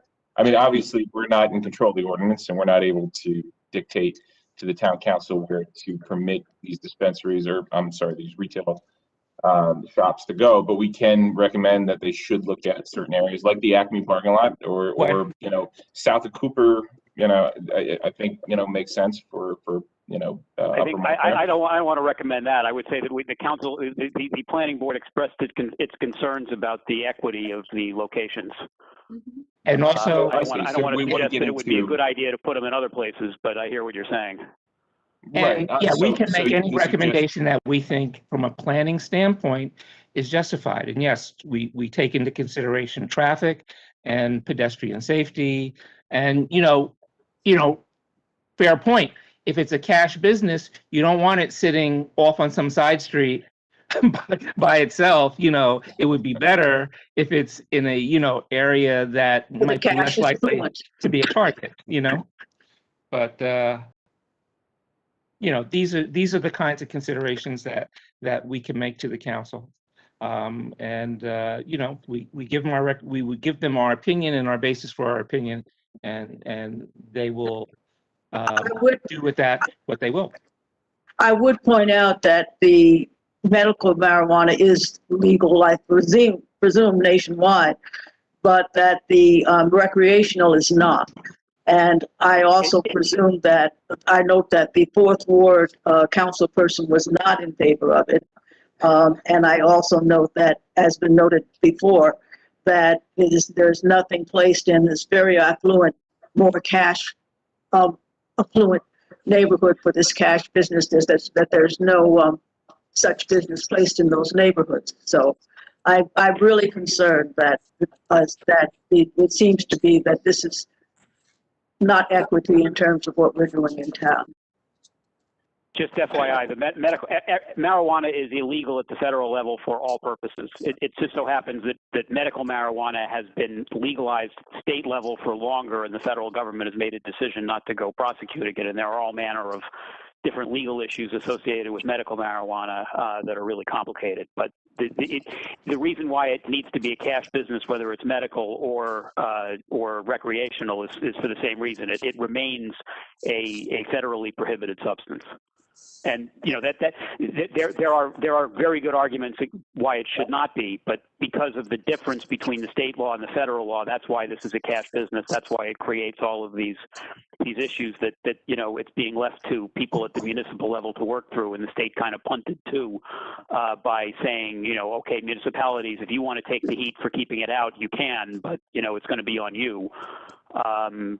So I agree with Carol that the Fourth Ward councilor voted against this, interestingly enough. And, you know, like I said, Janice is right.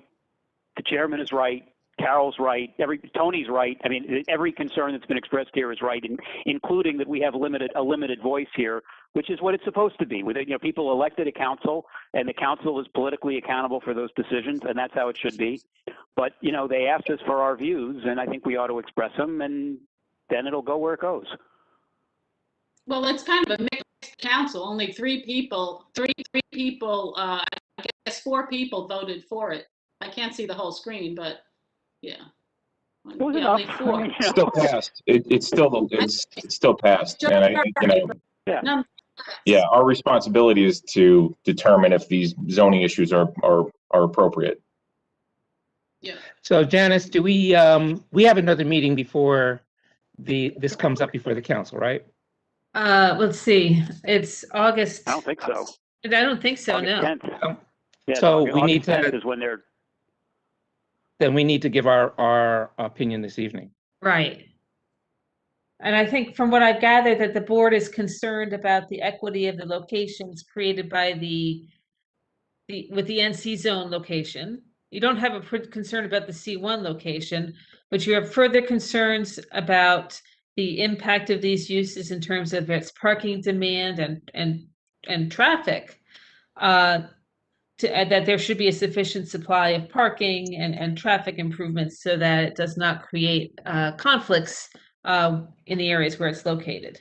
And that's certainly true of the Valley Road location. That is certainly not a place where there's abundant parking. Is there anything else that you want me to add to the report that I'll send to the council?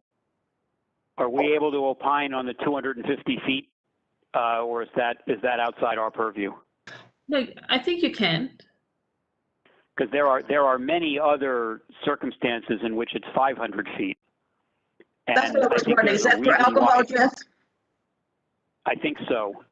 And it's notable to me that it's 250 here, and I think part of the reason it's 250 is because if it was 500, there might not be a whole lot of places where it can go because there's an awful lot of schools and child care centers. And so, you know, I don't want that to pass without note that they did it at 250 here. And if that's within our purview to comment on. You have the map that I sent to you, right? That shows the 250 versus the 500. And that's not part of the ordinance. It was really just illustrative for the council and you, the planning board members, to see what the different buffers would look like. Well, I would think 500 is more appropriate. And I also believe there's a child care center in the hollow that's not that far. Yeah, we didn't map, my map does not include the child care centers. I have a list of them, but we weren't able to do a map on all the different licensed. But I think that would be a problem. When you do, Janice, because, I'm sorry, Carol, I apologize. No, that's fine. 500, I think, is a more appropriate distance. And the child care centers need to be included. Right, I agree with both of those. I mean, they are included in the ordinance. We just weren't able to map them. Well, mapping it gives you such a good picture. It'll be interesting when you do.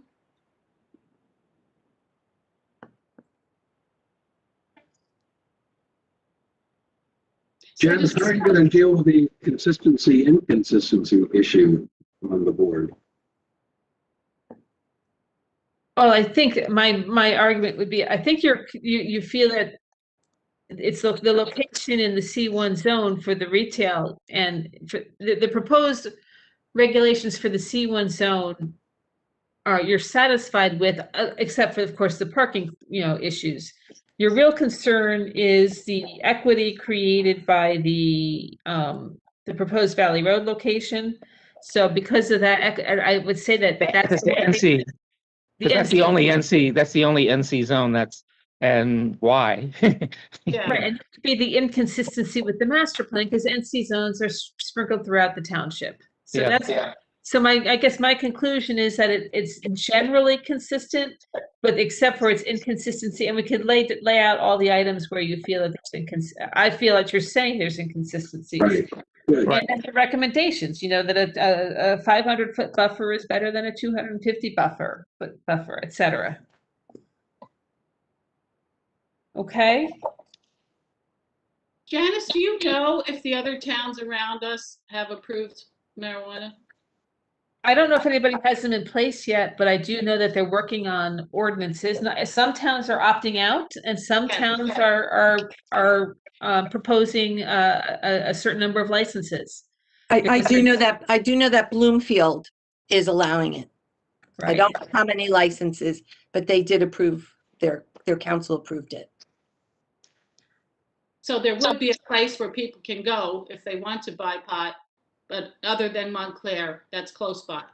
And just bear in mind, yes, all of these towns, right? Delivery of cannabis is permitted everywhere. So we can't limit the deliveries of private deliveries of cannabis to residents. So But there's a difference between people hanging out in front of a store, which, you would think might happen. right. No consumption though. They're not allowed to consume. You think they're not going to buy I don't gummy understand bears? what that to take- means. Of course, we'll be regulating that. I don't understand what that means. Yes, they're not going to be able to sit at a table, but it's illegal. It's a legal product. They're going to consume it right out. That statement is effectively meaningless that they can't consume it. I'll leave that Again, to the lawyers. I know that part of the licensing is consumption areas, and we're not permitting any consumption areas. That's all that I can say. So you have. So it should tickets. still minimize loitering. It's not like you're setting up a bar where they go in and they sit around and pop dummies, right? They still, the loitering laws, whatever, they all still apply. I mean, Right. It's not ideal, I guess, but like you said, it's a legal product. They can buy it, take it off premises, and go use it where they will. So they And buy actually, their the loitering gummies. laws have changed in this regard, but it's very complicated. I mean, the police are not able to take action under an attorney general order that they used to be able to take if people are using this product on the street. So it is what it is. I mean, we have the council has a binary choice, but they've asked us our opinion. We're expressing it. I'm trying to hew to the lines that exist because it's the council's decision, but I'm con, as you might have noticed. It's the council's position. Or a little lower. All right. So do we have any? I have any other comments? What I can do is I will draft a memo and send it around to the board members, and if we have any additional edits or comments, I will ask that you get it to me in a couple of days, a short turnaround, so I can get it to the council in time for them to consider it before their second reading. Can I just ask Arthur? I mean, because I get it, and that procedure makes plenty of sense, except for the Oprah and OPMA aspect of it. I mean, in other words, you're going to draft something, and if you don't draft it, nobody's going to draft it, and then we're all going to comment on it in some form that it's going to be not, we're going to be discussing it by email, and then you're going to do another thing, and then what are we going to do? We're going to adopt it. Yikes. No, I don't think we're adopting it. It's not, I think it's just, what I'm trying to do is prepare a report summarizing the comments tonight, and I think you'll vote on it tonight. I don't think that the report can include anything new. I think what you can do is you can edit the way I summarize your comments in the report that goes to the council, and certainly that report will be made available. It'll be attached, I believe. It'll be made available through the whatever means they make things available at the public hearing. So if we don't So we can our vote, objections now, they won't be included. We can include them later as an edit to your. Right, because it's got to be done at this. This is the public discussion. Okay. I mean, So- it makes sense. I just want to make sure that it's consistent with what we're allowed to do, because I mean, we certainly have expressed our views in this public hearing, and I agree with you that we would not be able to add new views to the report that we did not air tonight in the public hearing.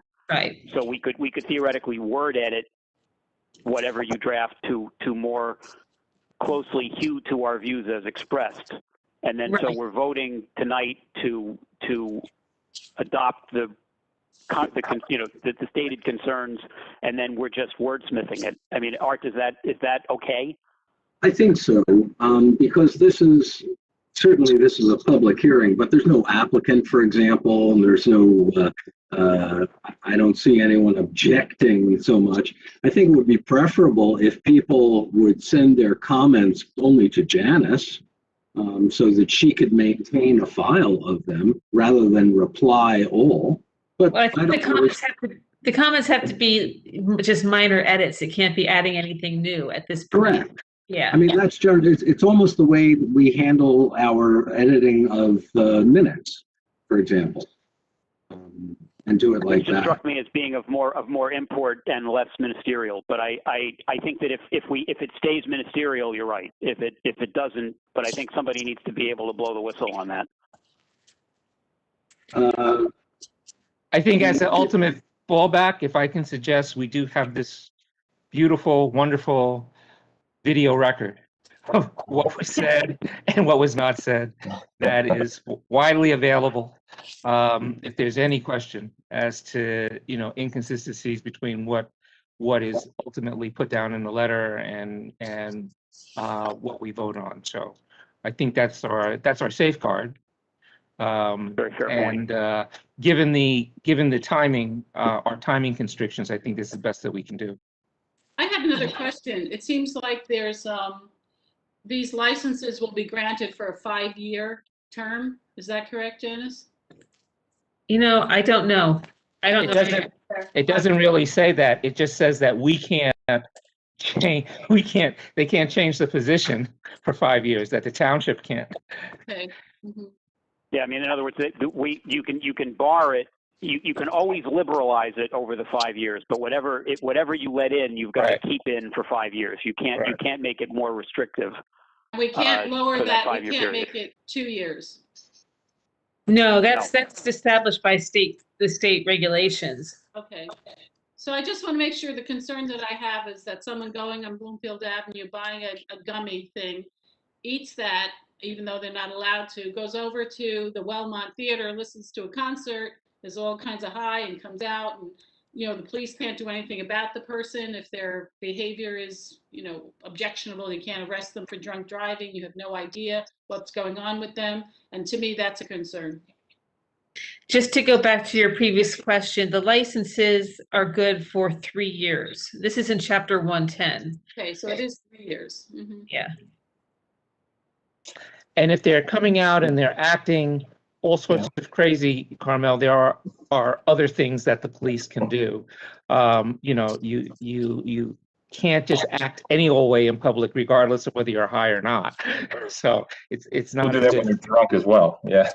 Right. Or if you're just being obstinate, or what other people might characterize in other social media forms, and record. So it's not that the police are without the ability, but if a person, just like the person who drinks, if they hold their liquor well and they can act normal, then they can get away with it.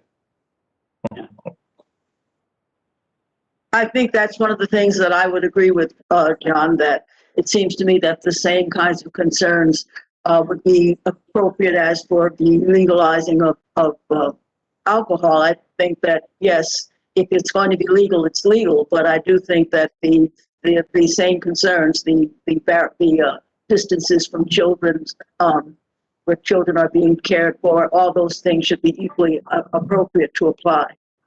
I agree.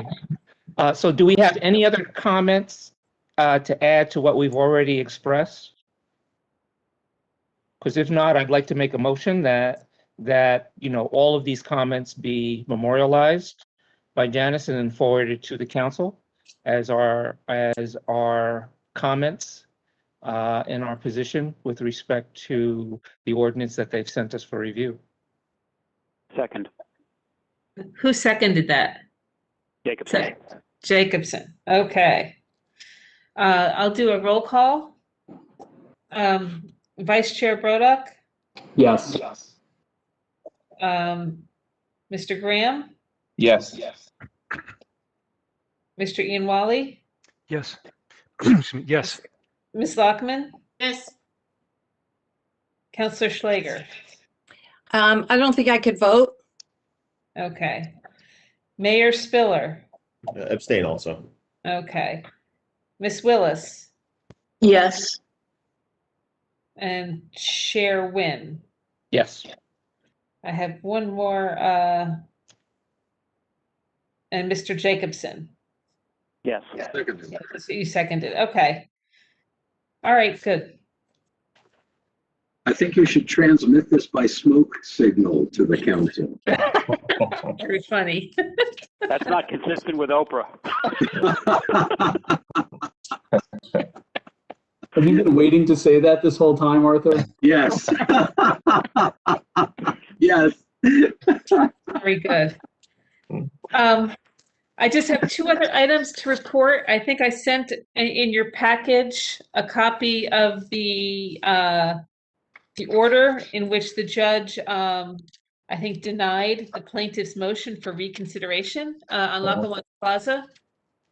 So hopefully they will not appeal that, and that whole lawsuit will go away. The other item I included is on July 13th, the council passed a resolution authorizing the planning board to do an area in need of rehabilitation study for the Bellevue Theater. The intent is to do a redevelopment plan just for the Bellevue Theater. The issue there is the theater is not a permitted use in the NC zone. So you, the planning board, have never seen an application that involves the Bellevue Theater. Historically, it's always gone to the Board of Adjustment. And I think the council really wants to preserve the theater and preserve the use. And rather than amend the NC zone, they felt that this is such an important piece of property that they wanted to do a redevelopment plan for that. The area need of rehabilitation study is here. Yes? Is a redevelopment, is a rehabilitation or redevelopment plan? Area in need of rehabilitation, and really it's a much simpler proof. We've done this before. I've already asked the Director of Utilities to get me the information that I need to prepare the report for the area in need of rehabilitation.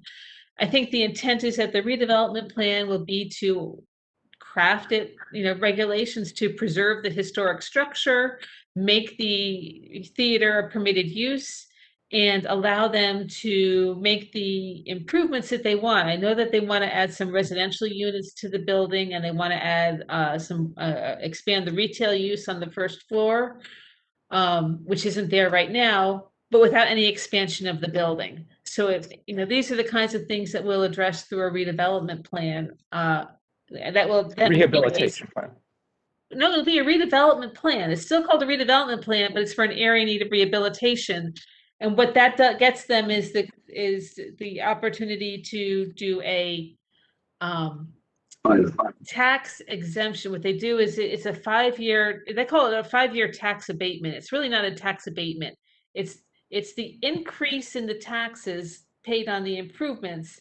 Rather than paying that increase in 1 year, they can pay that tax increase in a phased in over 5-year approach. So that's the advantage to the Bellevue Theater owners. Who said this wasn't confusing? Yeah, I'm just trying to give you the background information. We'll be able to move fairly quickly on this because it's not that complicated. But it's coming down the pike. Janice, is it appropriate to limit a study to one specific property under the LRHL? I think you can, absolutely. Especially this is a landmark piece of property. It's one of probably the oldest buildings in Upper Montclair. I think we've done that before. Didn't we do that with the hospital site? We did that, and with the Gibbs, the Catherine Gibbs School. Yeah. That was, exactly. So if you have a property that is unique enough that it makes sense, it is a way to, quote unquote, you're kind of spot zoning. Yes, that's what I thought. But because under redevelopment. But we're not calling it that. We're calling it something else. Rehabilitation. As long as we call it something else, it's okay. It's not a tax abatement, which it is kind of do.